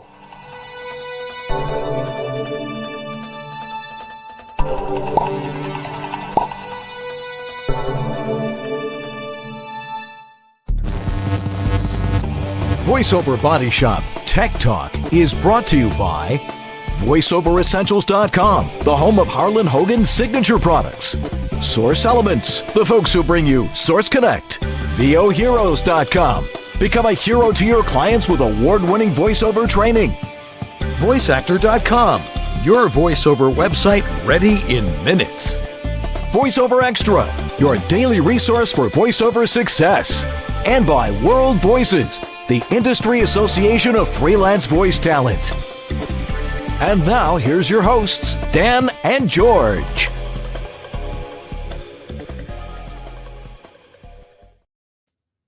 Well, hello there. I'm Dan Leonard, as it says And I'm right there. George Whittam, as it says right there. And this is it says George VoiceOver. the Tech Body Shop. George the Tech. Or VO. BS. BS. Tech Talk. Tech Talk, Tech Talk, Tech Talk, Tech Talk. All right. Tech Talk. Lots to talk about tech. And we've got lots of cool stuff. But before we get into that, we have to remind you of something. And that is that this is what George and I do. Now, I've seen a lot of stories and articles and people putting stuff in on Facebook and LinkedIn and different discussion groups. They seem to be parroting everything that you and I have been talking about for the past, 12 years doing this show, but before that, before we even started doing this. And we realized I'm glad. I would love to see people parroting what we're talking about on this show because we've spent a long time making sure we're giving out the right info. So it's a good thing. But, maybe getting it right from the source is probably a better, more reliable way to go. It makes sense to me. And this is what George and I do. We help you with your home voiceover studio. Talk about a niche market. But, we help with podcasters too and stuff like that. But voiceover is our primary focus and how you get to sound the way you're supposed to sound, or what I like to say, what it's supposed to sound like, which is whistle. So if you'd like to work with me, all you got to do is go over to, there it is, homevoiceoverstudio.com. And you'll be able to find what it is that I do and how I do it, and my specimen collection cup, which seems to be continuously flowing over with all sorts of interesting samples, and it's always fun to respond to people and tell them what their audio is like. And if you want to work with George, who has a staff of thousands, at least it seems that way now. You got a lot of people working with you. You've got lots of backup over at. We do. Over at GeorgeThe.tech. I'm getting better at delegating things to other folks as I'm realizing I'm not the biggest expert in everything tech. There are people who are specialists, and we have them. all working with us, which is wonderful. So we've got the best talent in the tech world of voiceover and beyond available for you at georgethe.tech, performer-friendly techs. And Dan, what you doing over there at home studio? Home voiceover studio? I already told people about it. Oh, okay. You weren't paying attention. I was multitasking. I was reading my notes for the next segment. Okay. Well, since you're now totally up to date on what you were going to talk about, it's time for George's weekly tech update. What do we got this week? Oh, boy. Well, first of all, we get it right out of the way. Apple Sonoma is out. Don't install it. What? Yet. Every year. It's the same thing. If you are jonesing to make an upgrade, let's say you're on Big Sur or you're on Monterey, this might be a good time to go to Ventura. That's fine. I would recommend that before I click on the very tempting upgrade button that's in your update window. Must push it. It's so tempting, isn't it? Yeah, just don't do it quite yet. We haven't had chances to test it out. I did hear that Thomas at Twisted Wave did release an update patch to make sure he can support it, and he has. That's still not a good reason quite yet to just jump onto that. And every year when the new OS comes out, that means old computers become unsupported or obsolete. I don't know the word. I think it's unsupported is what Apple calls them. So it turns out that folks on 2015 Macs, it doesn't mean your computer will stop working. It just means that your computer will not be able to get all the security updates, and it won't be able to update to certain things like certain web browsers that are required to do certain things on the internet. And unfortunately, that's the way tech goes. Things do become outmoded after a while. So that 2015, well, what do you do with a 2015 Mac that still runs perfectly? Well, it could be like a server. It could be like a data server. You could use it to keep, a lot of videos online to view on your network. Yeah. There's a lot you could do with it. You could give it to a school who needs a computer for teaching video editing. It doesn't need to be used for web browsing. So there are things you could do, but that is what happens. Now this next thing on noise floor, this is something that we talk about all the time. And usually when we get audio from somebody, it's like, what's the noise floor? And there's so many different answers to how do you measure it? What is it and stuff? So talk to us about this it. came up. This got inspired from a specific Facebook post. And the post wasn't about, hey, how do I measure noise floor? The post was, what is a good noise floor? And I will never answer that question with a straight up number because it ain't that straight up. It's not that simple. And well, here's why. George the Tech. It's time that I did this. It was time to do this 10 years ago and finally doing it. And this is a little video explaining what I believe, and based on my compadres in this business, believe is the appropriate and accurate way to measure noise floor, right? How loud is the noise in your recording during the room tone of your files? So there's a couple reasons why this is not a straightforward answer, right? First of all, we're measuring dynamic range. We're not measuring just how loud the noise is, right? I could take the file you see on the screen right now. I could set the peak level of this file to -20. And when I check the noise floor by hitting play, by the way, the number you want to look at is an RMS level, not peak level for noise. I can get an RMS of -85. Wow, that's fantastic, right? But that's not telling the whole story because the peak of the audio file is still well below 0 dB. So to really accurately measure this, we have to first correct for those level variations and adjust our peak level by just simply normalizing the audio file to 0 dB. Okay. Now by the way, that's a little bit of a debated topic as to what to calibrate the peak level to. I've heard some say do -3. But I think to be as honest as possible, 0 is the maximum level you can have. So that's why I said normalize to 0. By the way, that's normalized to 0 peak. Somebody saw the video normalized to 0 dB RMS and wondered why it sounded like complete garbage. Peak is what we're setting it to. we've done is we've taken the peak level in this file, set it to its maximum level is 0, and then if we measure the noise floor in this sample, we'll get a more honest answer. Minus 65, minus 66 RMS, okay? Now, if the meters in your DAW don't show RMS levels, only peak, you might need to use a different method. Now, in Twisted Wave, we have file analyze, okay? Now, the same thing featured is in Adobe Audition, and it's called, what do they call it? Analyze? No, it's not called Analyze. What's the Adobe Audition equivalent of this, Dan?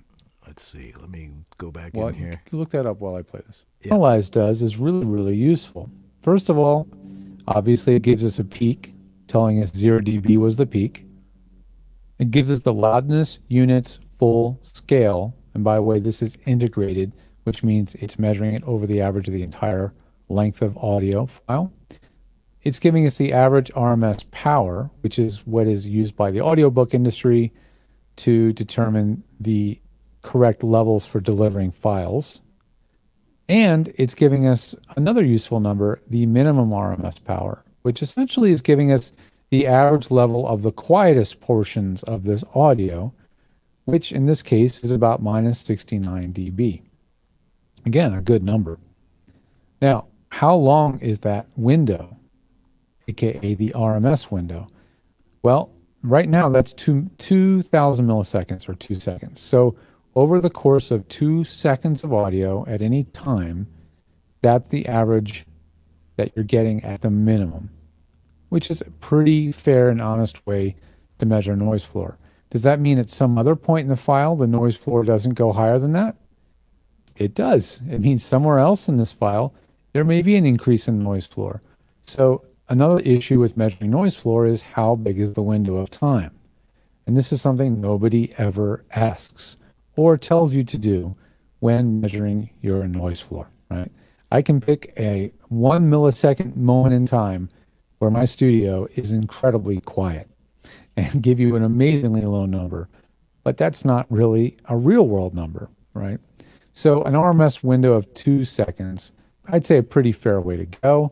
Longer is more fair, but honestly, most systems don't let you measure longer than 2 full seconds, okay?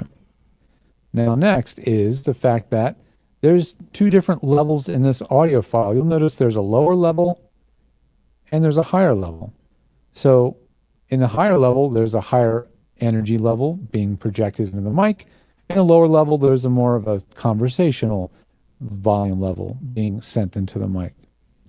So which really is the correct noise floor? Well, if you're doing high energy performances, then the noise floor would be accurate to measure the noise floor during this selection here. So it's the volume of the voice with the noise floor afterward. But what about up until that point here, the first half of the file? Remember that normalizing part? Well, yes, exactly. What if we normalized this? So this section of audio is a peak of 0, and we do another analysis on this selection. Now what do we get? Now we get a minimum RMS power, noise floor level of minus nearly 60 dB, right? I'm hearing reports that the audio on the playback is bad. Is it unintelligible or just really bad? It's just a little choppy, that's all. Oh, it's choppy.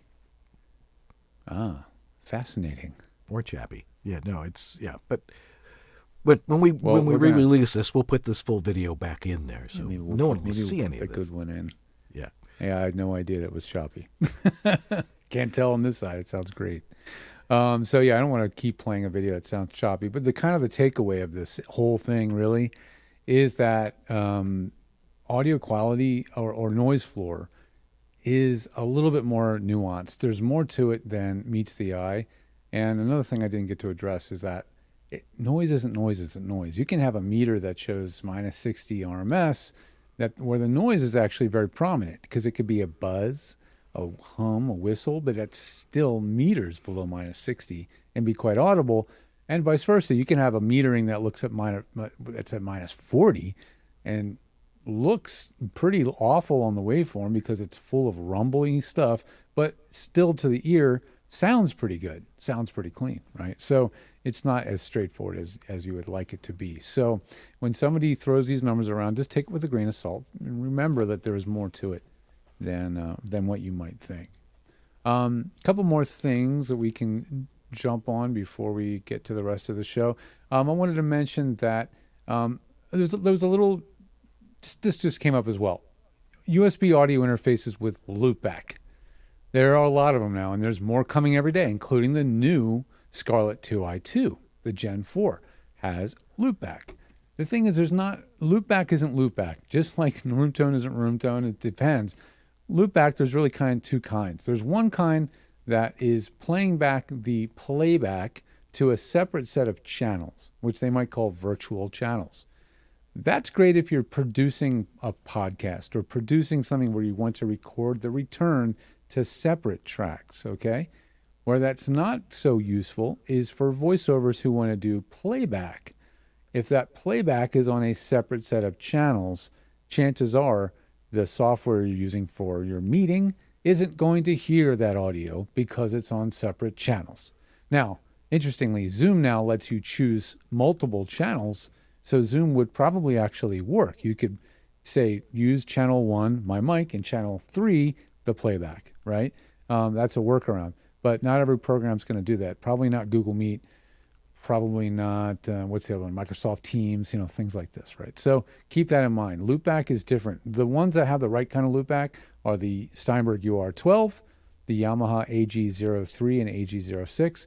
Those actually provide the kind of loopback that you want. Actually, the Rodecaster Pro does as well. And the coming in someday in the near future, or longer future, the Passport VO from Centrance also will have the right kind. The wrong kind of loopback is in the 2i2, the Evo 3, the SSL 2, unfortunately, because they're for different purposes. Another quick thing, when you're sending out, this is a PSA, when you're sending out audio to another producer or an engineer to finish a project for you, let's say it's an audio book, something really long form, it's really, really, really important to make sure the audio you're providing is good enough to work with. What do I mean by that? You might record with the same mic, the same booth, everything's the same, you know how it sounds. What can change? Your own voice. If it's allergy season and you're on allergy meds and you know that that's messing with the sound of your voice, and if you don't know, you should know that. Probably is. Absolutely make sure that those files are checked and listened to. If you don't trust yourself, by somebody else at least, before you go and record an entire book. 8, 7, 12, 30 hours. Do not record an entire book at once and send the files off. Record chapter by chapter. Make sure someone's checking those files. I'll tell you, not everything can be fixed in post. There are certain things that just cannot be reliably fixed in post. So don't be stuck in that position. We had a good time with that this week. We did. You hear that amongst our crowd, and it's like, well, should we do this? My thought was, if it's throughout the entire thing, if you can fix it in post, fine. Otherwise, it was a great rehearsal. That's right. So try it again, but it was a pretty prominent nasal squeak in there. It was quite a squeaky nasally thing, yeah. Yeah, we don't normally hear that stuff because when we're talking to other people, they don't hear it either. It's just because you're close in on conversation, the mic. yeah. Mm-hmm. Yeah. The mic, when it's very close up, it's pointing into the nasal passage, and now it's picking up things coming out of your... Yeah, it's coming out of your nose. It's picking up all sorts of stuff coming out of your face. I like to say, it's the sounds coming out of your face, right? It's not just coming out of your mouth. It's coming out all over the place. Last one real quick, because I want to get to Dan's thing. Watch out for those ill-informed client requests. This was a good one I saw today. I have a project requesting raw wave files recorded at bitrate 192 kilobits per second. What? The person who posted this said, I do not, however, see a way to choose a kilobits per second for wave format. I am only given the option of kilobits per second when I save it as an MP3. That's correct, right? Bit rate refers to how much data are you fitting into a certain amount of time. Kilobits per second. That's bit rate. Bit depth, which when we talk about 16-bit, 24-bit, is a whole different animal. Probably what they maybe wanted is they conflated some other numbers. Maybe they want 192 kilobit. No, maybe they want 192 kilohertz sample rate wave, which would be ridiculous for a voiceover. I mean, fill up your hard drive in 2 seconds. It's just like it's 4 times the file size and absolutely no improvement in fidelity whatsoever. So you're gonna have to punt on that one if they don't know how to answer that question. But beware, bit rate is for MP3s. Bit depth, 16-bit, 24-bit, is for WAV files.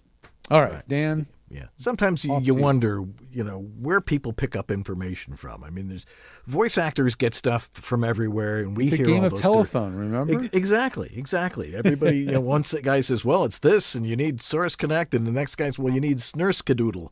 I'm not exactly sure where that came from, but yeah. I got my own Sneinhauser microphone. What do you think? Your Sneinhauser? Yeah. It's amazing how people want to show you how incredibly intelligent they are by throwing out lingo and terminology as opposed to what it is they're trying to say.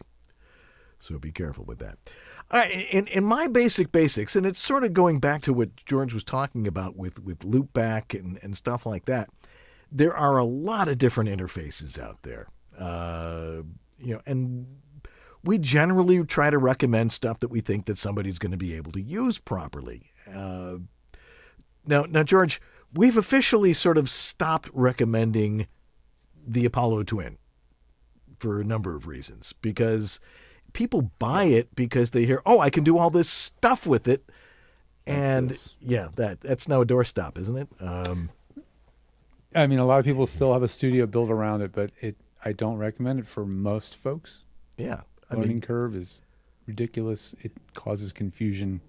It's not worth it for most people. Right. The idea being that what that particular unit does is it allows your computer to become a whole workstation with lots of different tracks and adjusting things on the front end as you're recording, and then on the way back out.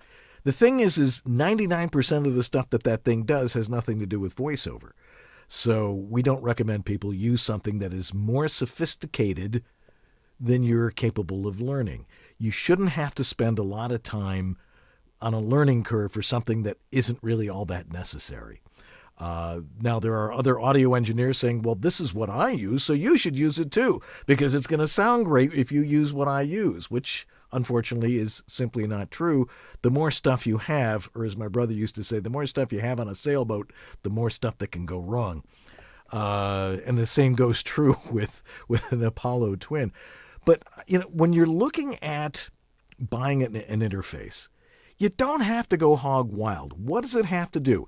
It takes the analog sound that your microphone is sending to it, and it turns it into the ones and zeros that your computer understands. What's the difference between models? I think most of it has to do with the quality of the preamp inside the interface. For example, what did I do with it? Oh, it's over right here. Somebody gave me this week because they said it doesn't work. Well, I plugged it right in and it just came back to life, no problem. So chances are they weren't using it right. This is all you really need. If it's got a good preamp, most of the analog to digital converters in these things are all pretty good. Where you run into problems with an interface is if you buy a cheap one. It's like buying a cheap USB microphone. It doesn't have a good preamp.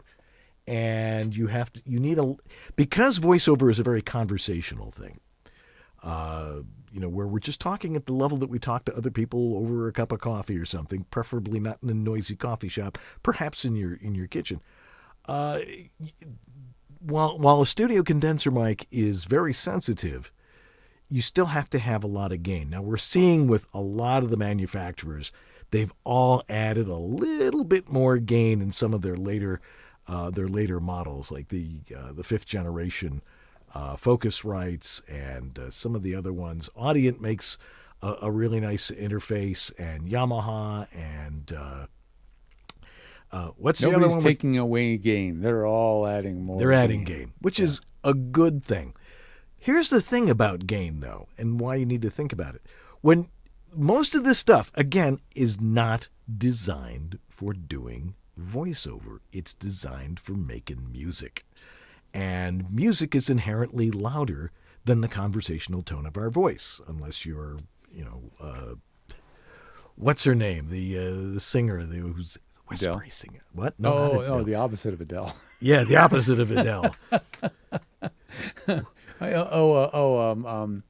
Sorry, we can't remember her name right now. Yeah, Somebody's it'll come to me in the middle of the night, and I'll have to edit it in. But you all know who I'm talking about. She's a great artist, and her brother.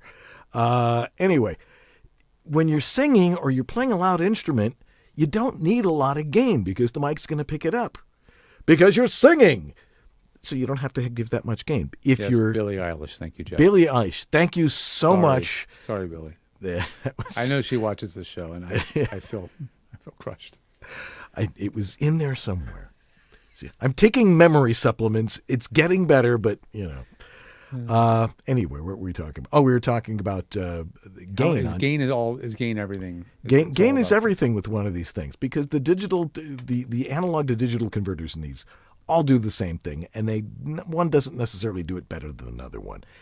But again, if you've got a good preamp, and the ones that we usually recommend, the Focusrite's, Audient, Yamaha, Steinberg, not necessarily Behringer, because Behringer is an interesting one. The some other stuff is sometimes considered to be a good one for the money. Yeah, but for the most part, it's not a crapshoot if you buy something, like I always say about a microphone, over $150 to $200. That's going to be the case with your particular interface. Also in the SSL2 from that SSL? particular manufacturer. People like that one too. What do you think on that? Before we go to the break, SSLs are great. I mean, the problem with most of this gear is it's still designed for different use cases from voiceover. So like you said, the loopback functions are used for producing. They're used for doing like multi-track production where you're recording playback from the computer or an interviewer for a podcast, etc. That's not what we need. And so there's things added in that seem helpful, then they aren't. They add features we don't need. They add user interfaces that are complexing to use. Complexing? Yeah. Too complex to use. Too complex to use. Yeah. Too complex. Or things that seem simple because they have a single knob, but actually are more difficult to use because they have only a single knob, right? So, yeah, we're really picky about what we like because we just have seen what people have trouble with, and we want you to have a user experience that's reliable and easy. Right. So don't go hog wild on an interface because of all the stuff it does, because most of the stuff that it does has very little to do with what you do. Let it do its job, and to me, everything is physical. There's going to be, different ideas about it, and to me, it's like if you got a quiet room that's not reverberant, you use your microphone right, using proper mic technique. You'll notice there's never a plosive on this show because, and I have no pop screen, and you hear me like I'm in the same room with you. Use your mic right and set your levels right, which is now becoming a whole nother deal with some other technologies coming along. That's all you're required to do. And we don't talk to other people through all these filters and all these plugins and all these things that we use. There are purposes for them. And, reducing potentially some noise and stuff like that. Like if you have a really bad nasal squirting sound in there, hopefully you can get it out. But you want to keep it as clean as possible. So you want to have a nice interface that has a nice preamp in it.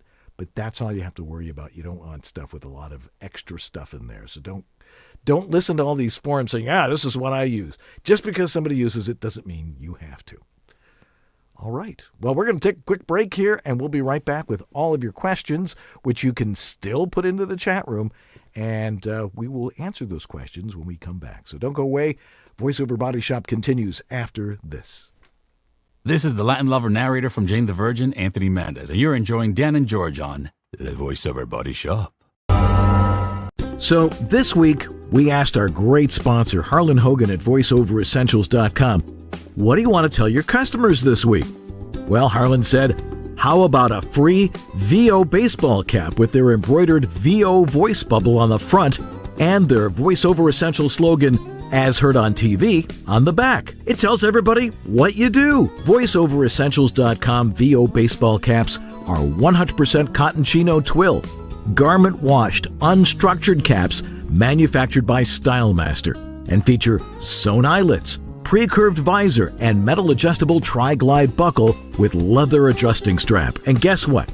They'll send one to the first 25 viewers who email their VoiceOver Essentials customer service head, Terry Lee, at terry.lee@voiceoveressentials.com to get your VoiceOver Essentials VO baseball cap. Offer is only good in the continental U.S. Well, let's talk about Source Elements, the creators of Source Connect, the software that voice actors use to be recorded remotely by the biggest and best productions in the voiceover world, which is totally true. If you want to get online with that and start learning how to use it, head over to source-elements.com and get your account set up. We definitely recommend starting off, and you can start with a demo, but here's the deal. If you start with a subscription, then you're going to get the full support that they can provide to you. They have a very high degree of support. It's an award-winning support that they provide. Actually, they won an award for it this year, and for a good reason. And you will get that support if you're a paying subscriber. Another reason to be a subscriber versus buying a one-time shot license is it just happened to one of my clients. He lost his iLock. Well, because he was on a subscription, they were able to transfer that subscription over to the new iLock. There was no loss of license because it's a subscription. So that's another strong argument against the one-time buy license. But anyway, that's Source Connect. Recommend it. Check it out. Learn it. Love it. And start making some money with it. We hope you do. And we'll be back with more questions right after this.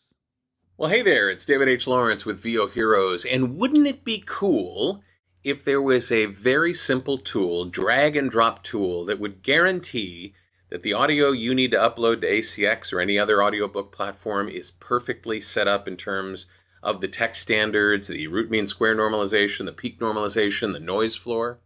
Guess what? There is. And I want you to have it absolutely free. It's called Audio Cupcake. And you can find it at audiocupcake.com. I helped create this software. It was built to my specs and my standards for when I do audiobooks, and I know it's going to work for you. Now, it's only available for Macintosh. Because you Windows users, you have the ability to use other tools that work for you.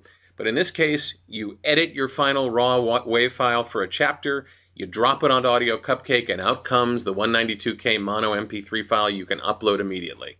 That's audiocupcake.com, audiocupcake.com. I hope you love it.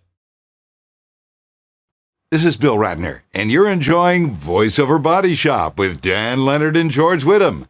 VOBS.TV. All right. Well, we got some great questions. And looking through some of these questions, they all seem to be geared towards me for some reason. I'm not exactly sure. It's usually It's your night. It's my night. Okay. Well, let's get into them. You get the first one here. All right. This one's from Mo Jalal. I'll go with Mahalo. I think that's a better way to say that, actually. Mahalo is spelled with some zeros and characters. Opinions on sitting versus standing voiceover delivery. Well, if you guys watched the first half of the show of the last few months, did you notice that I sat for the first and then stood for the second? I don't know if you did, but if you did, I did, because you told me. Oh, but I'm going to think I'm going to stand up for the rest of the show. I've been doing it the last couple of shows. I do the interview segment that we do the first week seated, and when we do the tech talk, I've been standing. And I'm wondering if you guys have noticed any difference in my energy level, my delivery, or anything else. I'm curious. Dan, what are your opinions as an actual voiceover actor? You know, it's changed over the years because now I'm old. So sitting is always a preferable thing to me.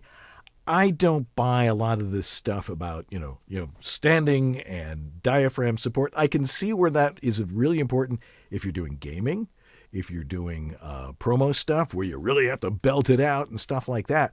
But for the most part, look, I'm sitting here and this is how I talk to people. And this is the way my voice sounds, whether I'm standing up or not. And being conversational means relaxed. Standing generally tends to make people talk a little bit louder because they're concentrating on projecting, and that's what they're doing when they're standing. And if you're doing an audiobook or something like that, you're gonna be very tired at the end. So it takes energy to stand up. Save your energy. To me, it's like sit, or lean. Just don't use a lot of the energy in your body to stand up straight. And there's a halfway point between sitting and standing. That's leaning. You can have a leaning stool. You can just have a tall bar stool and just, put part of your weight on it. That's a good halfway point. Yep. But if you have a seat, it's got to be a comfortable seat. Mm-hmm. Like my X chair here, which is very comfortable. That is a nice chair. He had a part 2. We won't get into a lot of detail on this because, it's an extremely personal choice, and neither of us use both. So the question is pros and cons of using Logic Pro versus Adobe Audition. I will give my 2 cents. Logic doesn't have a great editing mode. I don't like the editing mode in Logic at all, whereas the waveform editing mode in Adobe Audition works the way it's supposed to work. Like, it works the way I want it to work. That would be a really big difference in between the two for me. But that would be about it. Logic is cheap because you buy it once and you own it for life. But there's so many things in Logic that are not logical for voiceover.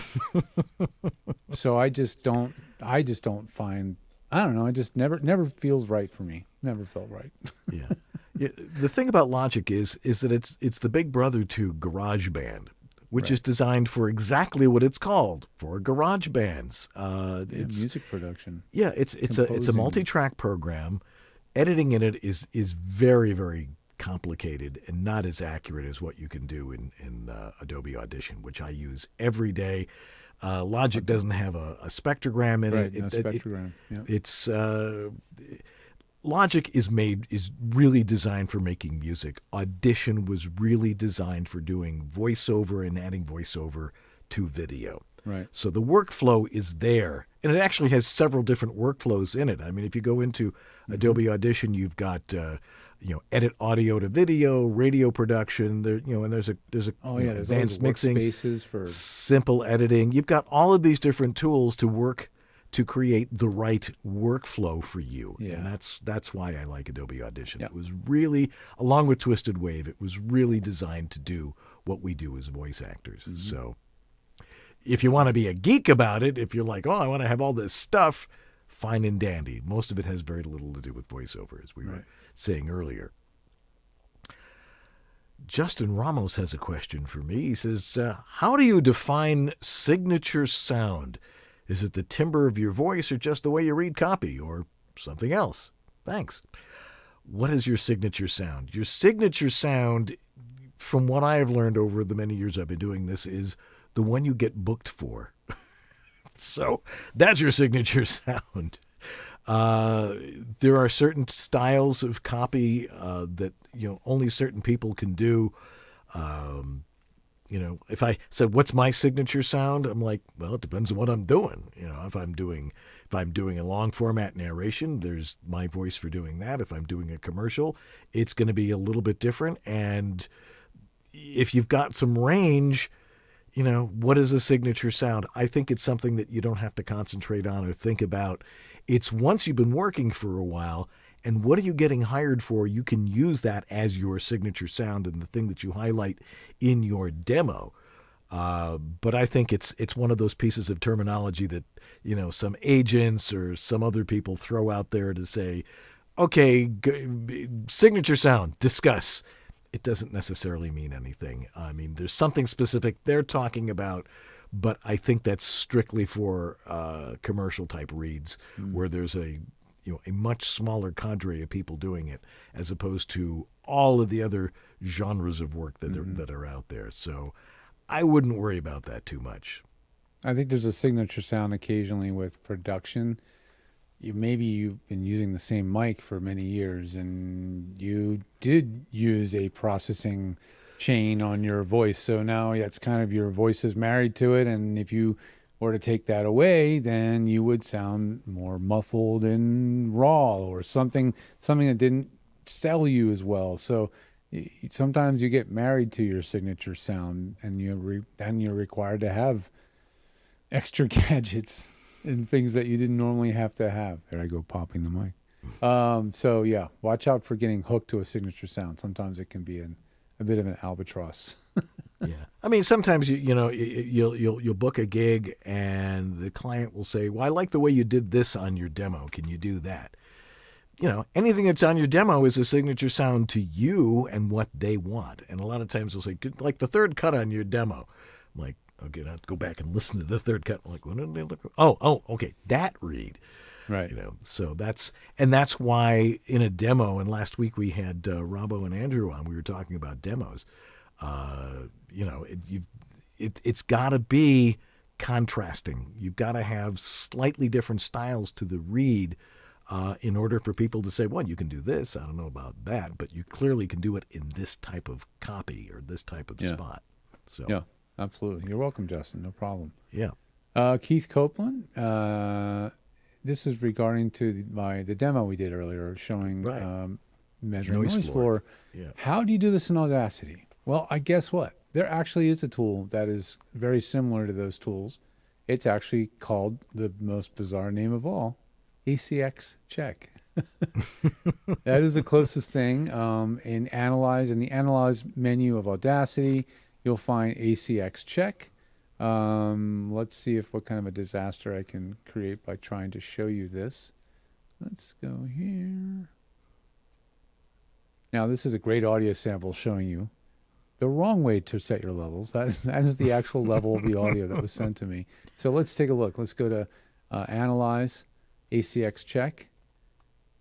Boom. Oh, see, yeah, it doesn't show that because it's a window over top the window, so you don't get to see it because technology, yay. Let's see if we can try that one other different way. Let's go to Present, Share Screen. I guess I have to do entire screen, hey? Well, sometimes that works.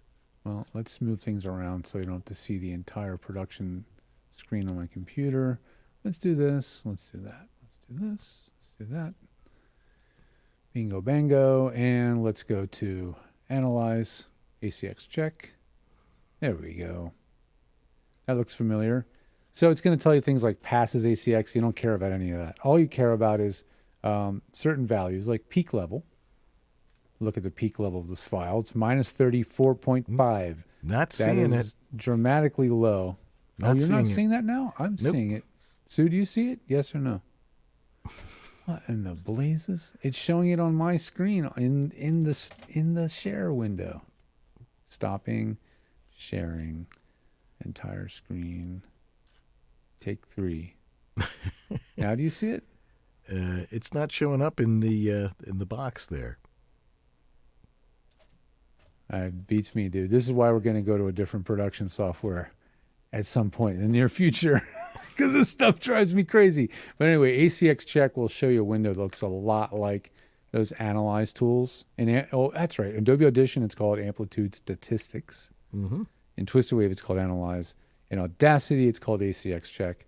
And that's going to give you a very similar readout. It's going to show you minimum noise or minimum volume in the file at your noise floor.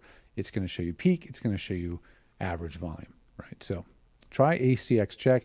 If you don't have it in your version of Audacity, it's probably an old version, or you didn't install the ACX Check free plugin that you can get from Audacity's website.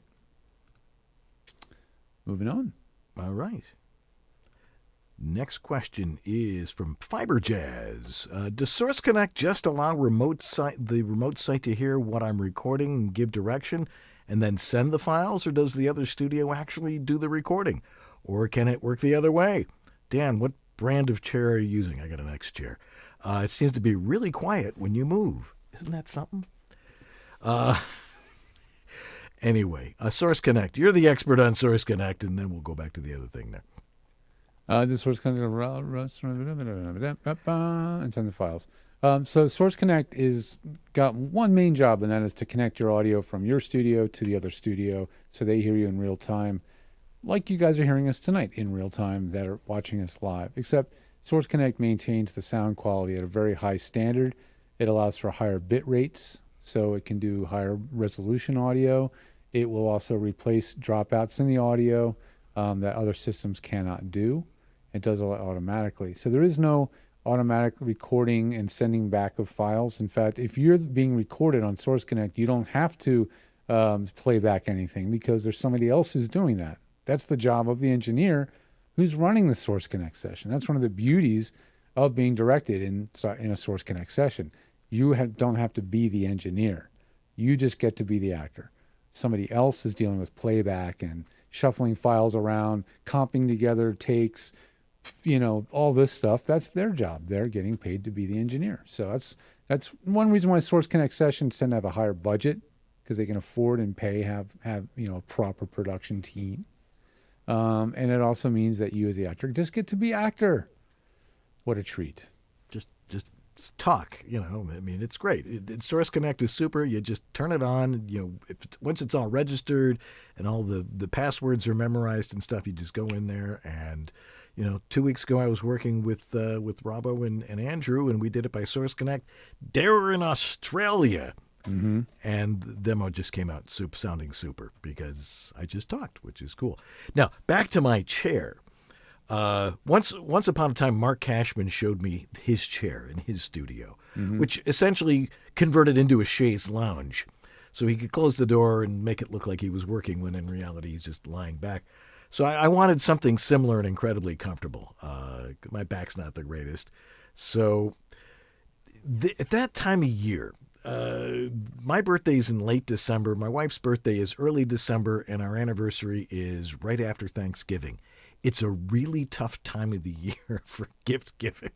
So, we don't like to guess. I mean, I don't mind guessing, but, it's like earrings, this, that, the other thing. My wife says, "What do you want?" I said, "I would like a really good chair." "Oh, look, X chair. This is a really nice chair." And as you can hear, it makes no noise. It's really comfortable. It's really adjustable. And it's not cheap. So if you want a good chair, you're going to have to spend for it. Alrighty. Ellen Cochran asks, "Gain. Do you mean the gain on my interface doesn't have to be turned up all the way before the lights start turning orange and red?" Well, okay. We've said this one a million times. Here's the key to using the VU meter, especially on a Focusrite, because it's got that great halo meter around it. Always in the green, always in the yellow, getting into the orange, maybe flashing into the red once in a while. That's the way we gauge the right levels. If it's into the orange, it's loud enough. If it's just in the green, it's not loud enough. If you're in the green and the yellow, that suffices just fine. But that may require you turning the gain up a significant amount to get it to that. And the thing is it has to be those levels, whether you're talking softly or you're talking loud. So you want to have a setting for both your conversational voice and then a lower setting for when you're talking a little bit louder. Excellent. Yeah. Keith Copeland, another question. So is the Apollo Twin overkill kind of a similar thing to the Pro Tools as being overkill as far as voiceover is concerned? Bingo. Yeah. And my favorite is the voice actor who insists on using Pro Tools and the Apollo Twin. Well, they're sort of built for each other. There's so much overlapping of functionality when you have an Apollo and you have Pro Tools because of the ability to have auxiliary sends and different mixes and real-time processing and all this kind of stuff. Yeah, it gets crazy. But yeah, I would say it's very much akin. It's also akin in terms of like needing to be compatible, right? Right. You can do an upgrade to your system and all of a sudden things just don't work at all. And then you're what do you dead do? in the water, right? So Pro Tools is very sensitive. At least it always had been very sensitive to the version of OS you're running. And the Apollo Twin, maybe a little bit lesser so. And in fact, actually, these are original Apollo Twins. I have 2 of them on the desk here, both from clients. These still work. They're 8, 10 years old, maybe. They still work. But that's because they do keep them updated with software and drivers and firmware. And I haven't seen any of their stuff go obsolete yet, which is pretty amazing. But yes, it's always a problem. You got to be on the same versions. You got to be up to date or not up to date and stay versions back to make sure that things still keep working. It's all that mess. That's the reasons why we really don't recommend adding that complexity to your studio unless you have a really darn good reason to do it. Right. I generally, the way I generally refer to it when people ask me, well, should I have this? What about, I need to have all the sophisticated stuff. You don't need the control room for a nuclear reactor to run a hamster running in a wheel. Here's another one. Okay. Everybody's got an opinion, right? There's some very good producers out there. I had a producer, somebody that I know, this was not without my knowledge, go to one of my clients' studios, go into his studio, saw he had this certain preamp, and said, it sounds great, and go in there and mess with all the knobs on this preamp. Oh, right? Bad. He thought it sounded great, right? My client, after the guy left, not to be rude, was like, this did not sound great. It sounded awful. So just one person's opinion on settings, no matter how big shot they are and own a studio and produce and all this stuff, still doesn't mean they know what the heck they're doing in your studio with your voice and your mic and your gear. Don't let anybody touch your stuff. Yeah. Every voice is different. Every room is different. And it's nobody else's business. As long as it sounds good coming out, that's all that matters. And you're getting booked. If you're booking, don't worry about it. Keep doing it. Well, that was a bunch of good questions tonight. Great. Makes for an easy show. Thanks, producers. Yes. Thank you very much for adding to all that. Anyway, if you've got a question for us, you can write to us at any time at theguys@vobs.tv. And that will, if you write a question to us, it gets first in the queue. You don't have to wait, if you're watching the show and you have a question, you put it in the chat room. Yeah, we'll get to it. If you write to us, it goes first in the queue because we get to read it and go, how can we answer this? That's right. We might even give it a little pre-thought. We might even do a video about it. You never know. You never know. So let's go that way. Anyway, thank you for all your questions. We got a few things to talk about after the break, so don't go away. We'll be right back with some important stuff. So here's some more important stuff. This is Ariana Ratner, and you're enjoying VoiceOver Body Shop with Dan Leonard and George Whittam. VOBS.TV. Your dynamic voiceover career requires extra resources to keep moving ahead.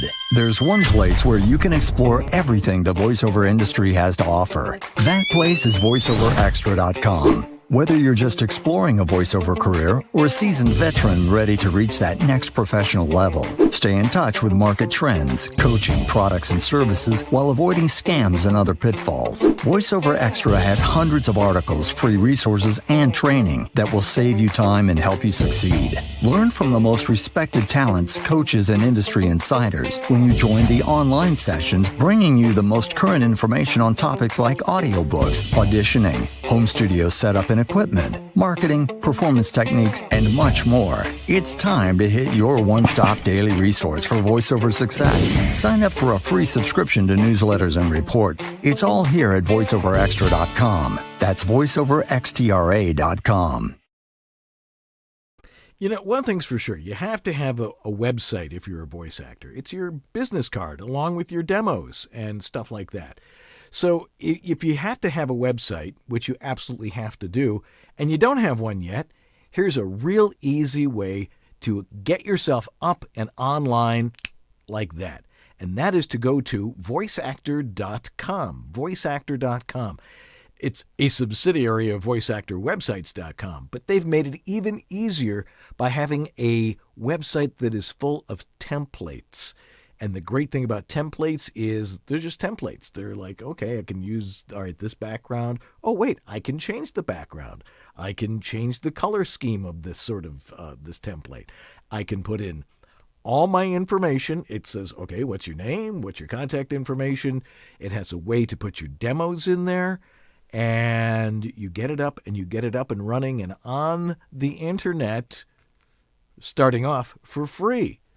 So you can at least get the idea of what your website should look like. And then for $20 a month, you get your own URL, and that's what you put on your business card. Hey, you want to listen to my demos? Here's my website. Or if somebody calls you and says, can I hear your demos? Just go to my website. And there they are. What should you have in your website? Of course, perhaps your name, not necessarily your picture, unless you don't have a voice for radio, and your demos and your contact information. That's all you need. But you want to have a pleasant background to it and all that stuff, and it's easy to navigate. That's the most important thing. So go over to voiceactor.com and get your website up and running like that.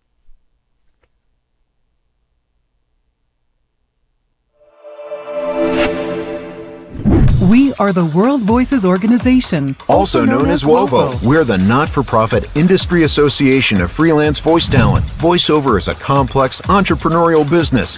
WOVO is there to promote the professional nature of voice work to the public, to those already established in their voiceover practice, and to those who want to pursue voiceover as a career. Membership benefits include a supportive and creative community, a profile and demos on voiceover.biz, our searchable directory of vetted professional voice talent, our exclusive demo player for your personal website, our mentoring program, business resources, and our video library, our annual WovoCon conference, a fun and educational weekend with other members with the chance to learn and network, webinars and great speakers, and weekly social chats with other members around the world. If your world is voiceover, make WOVO part of it. World Voices Organization. We speak for those who speak for a living. Hi, this is Bill Farmer, and you are watching VoiceOver Body Shop. It's great. Take two. All righty. Thanks for joining us tonight. Next week on this very show, we've got this guy, Dr. Dialect. Hey, PJ right Olchan will be joining us. He is a great coach. We're going to talk about accents and the stuff that he teaches. And then in 2 weeks, we got another great guy coming on. It is Jeff Howell, who is right on. He is a great promo director and coach, and we're going to talk about promo. So we got lots of people coming up as we roll downhill to the end of 2023. Yep. And the season where my wife and I have to keep getting each other gifts. Anyway, so make sure you're on for that, and you're going to hear some great stuff from them. We have to, of course, plug what we do. If you want to work with me about your home studio, you go over to homevoiceoverstudio.com and have a riot just looking at that site with the specimen collection cup and all that. And if you want to work with George, you go over to GeorgeThe.tech. And if you like deals, go to GeorgeThe.tech/VOBS. And there are discounts on there right now. Discount code is VOBS. Is it Get 10? I don't know. If you go to the landing page, you'll see the discount code. Yeah, there it VOBS is. Fans 10 gets you 10% off any of the webinars content. We have a webinar coming up. By the time you guys see this, it would be tomorrow, I think, on Universal Audio Apollo. The thing that we were just telling you, don't get. Well, I can't get y'all to stop buying these things sometimes, so I'm going to teach you how to get the most out of it. I'm doing an advanced Adobe. I'm doing an advanced course on Universal Audio Apollo, trying to get it to do everything voiceover people need it to do. That's coming up, and you can sign up at georgethe.tech/webinars and join in if you are one of those people that have invested and learned and want to know how to use it better. All right. You got some other stuff piling up there too, don't you? There's a few booths I'm in charge of getting rid of for some companies. And if you're interested, I've got 2 Studio Bricks Pro booths, pretty big ones. and one vocalbooth.com Diamond Platinum Series. That's I think it's the 5-carat model. If you're interested, reach out. I've been putting these things on Facebook, and it drives me nuts. I get a bunch of terrible fake ads, fake offers to buy them, and I'll put them up somewhere in the next week or two, but for now, just email me, george@georgeth.tech, if you're interested in the booths that are all for sale. These are all in the Los Angeles area, so you'll be in charge of disassembling, loading them out, and driving them or having them moved to your location. And then putting them together, putting that together, which is like working with Lego. Essentially. All righty. Who are our donors of the week? We've got Greg Cooper. Grace Newton. Sorry. Grace Newton. Yeah, thank you, Greg. Christopher Epperson. Robert Leadham. Stephen Chandler. Casey Clack. Jonathan Grant. Thomas Pinto. Greg Thomas. And Dr. Voice. Antland Productions. Martha Kahn. 949 Designs. Sarah Borges. Philip Sapir. Brian Page. Rob Ryder. Shauna Pennington Baird. Don Griffith. Trey Mosley. Diana Birdsall. Maria Mackis. And Sandra Manwiller. You know, you can donate to the show and help us maintain the magnificent technological perfection that this show is every week. And every dollar helps make it even better. Never, ever a glitch. We'll figure that one out sooner or later. Just go to our homepage at vobs.tv, and you click on there. There's all sorts of things you can click on, but you can donate to the show, and you can also subscribe to our newsletter, so you can know exactly who's going to be on. What's coming up. That's right. Need to thank our sponsors like Harlan Hogan's VoiceOver Essentials, VoiceOver Extra, Source Elements, VOHeroes.com, VoiceActor.com, and WorldVoices.org, the Industry Association of Freelance Voice Talent. Join today because we got lots of cool stuff about to happen there. Our thanks to our wonderful staff. Jeff Holman put up his IMDb because that's part of how he gets paid to do this. / Jeff Holman with 2 F's and 1 L and 1 M and 1 N. That's right. And put him in your next production.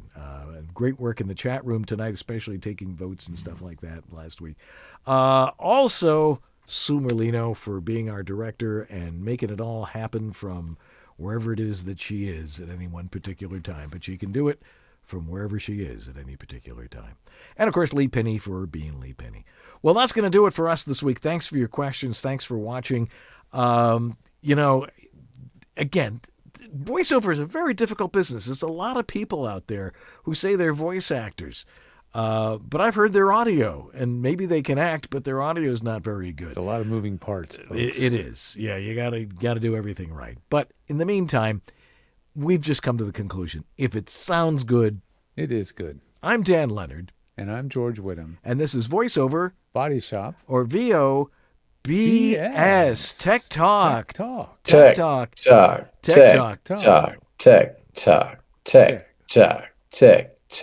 Great eye movements. Anyway, have a great week, everybody. We'll see you next time here on VoiceOver Body Shop. PJ Oldjan next week, so we'll have a great time. Hey, take care. Bye.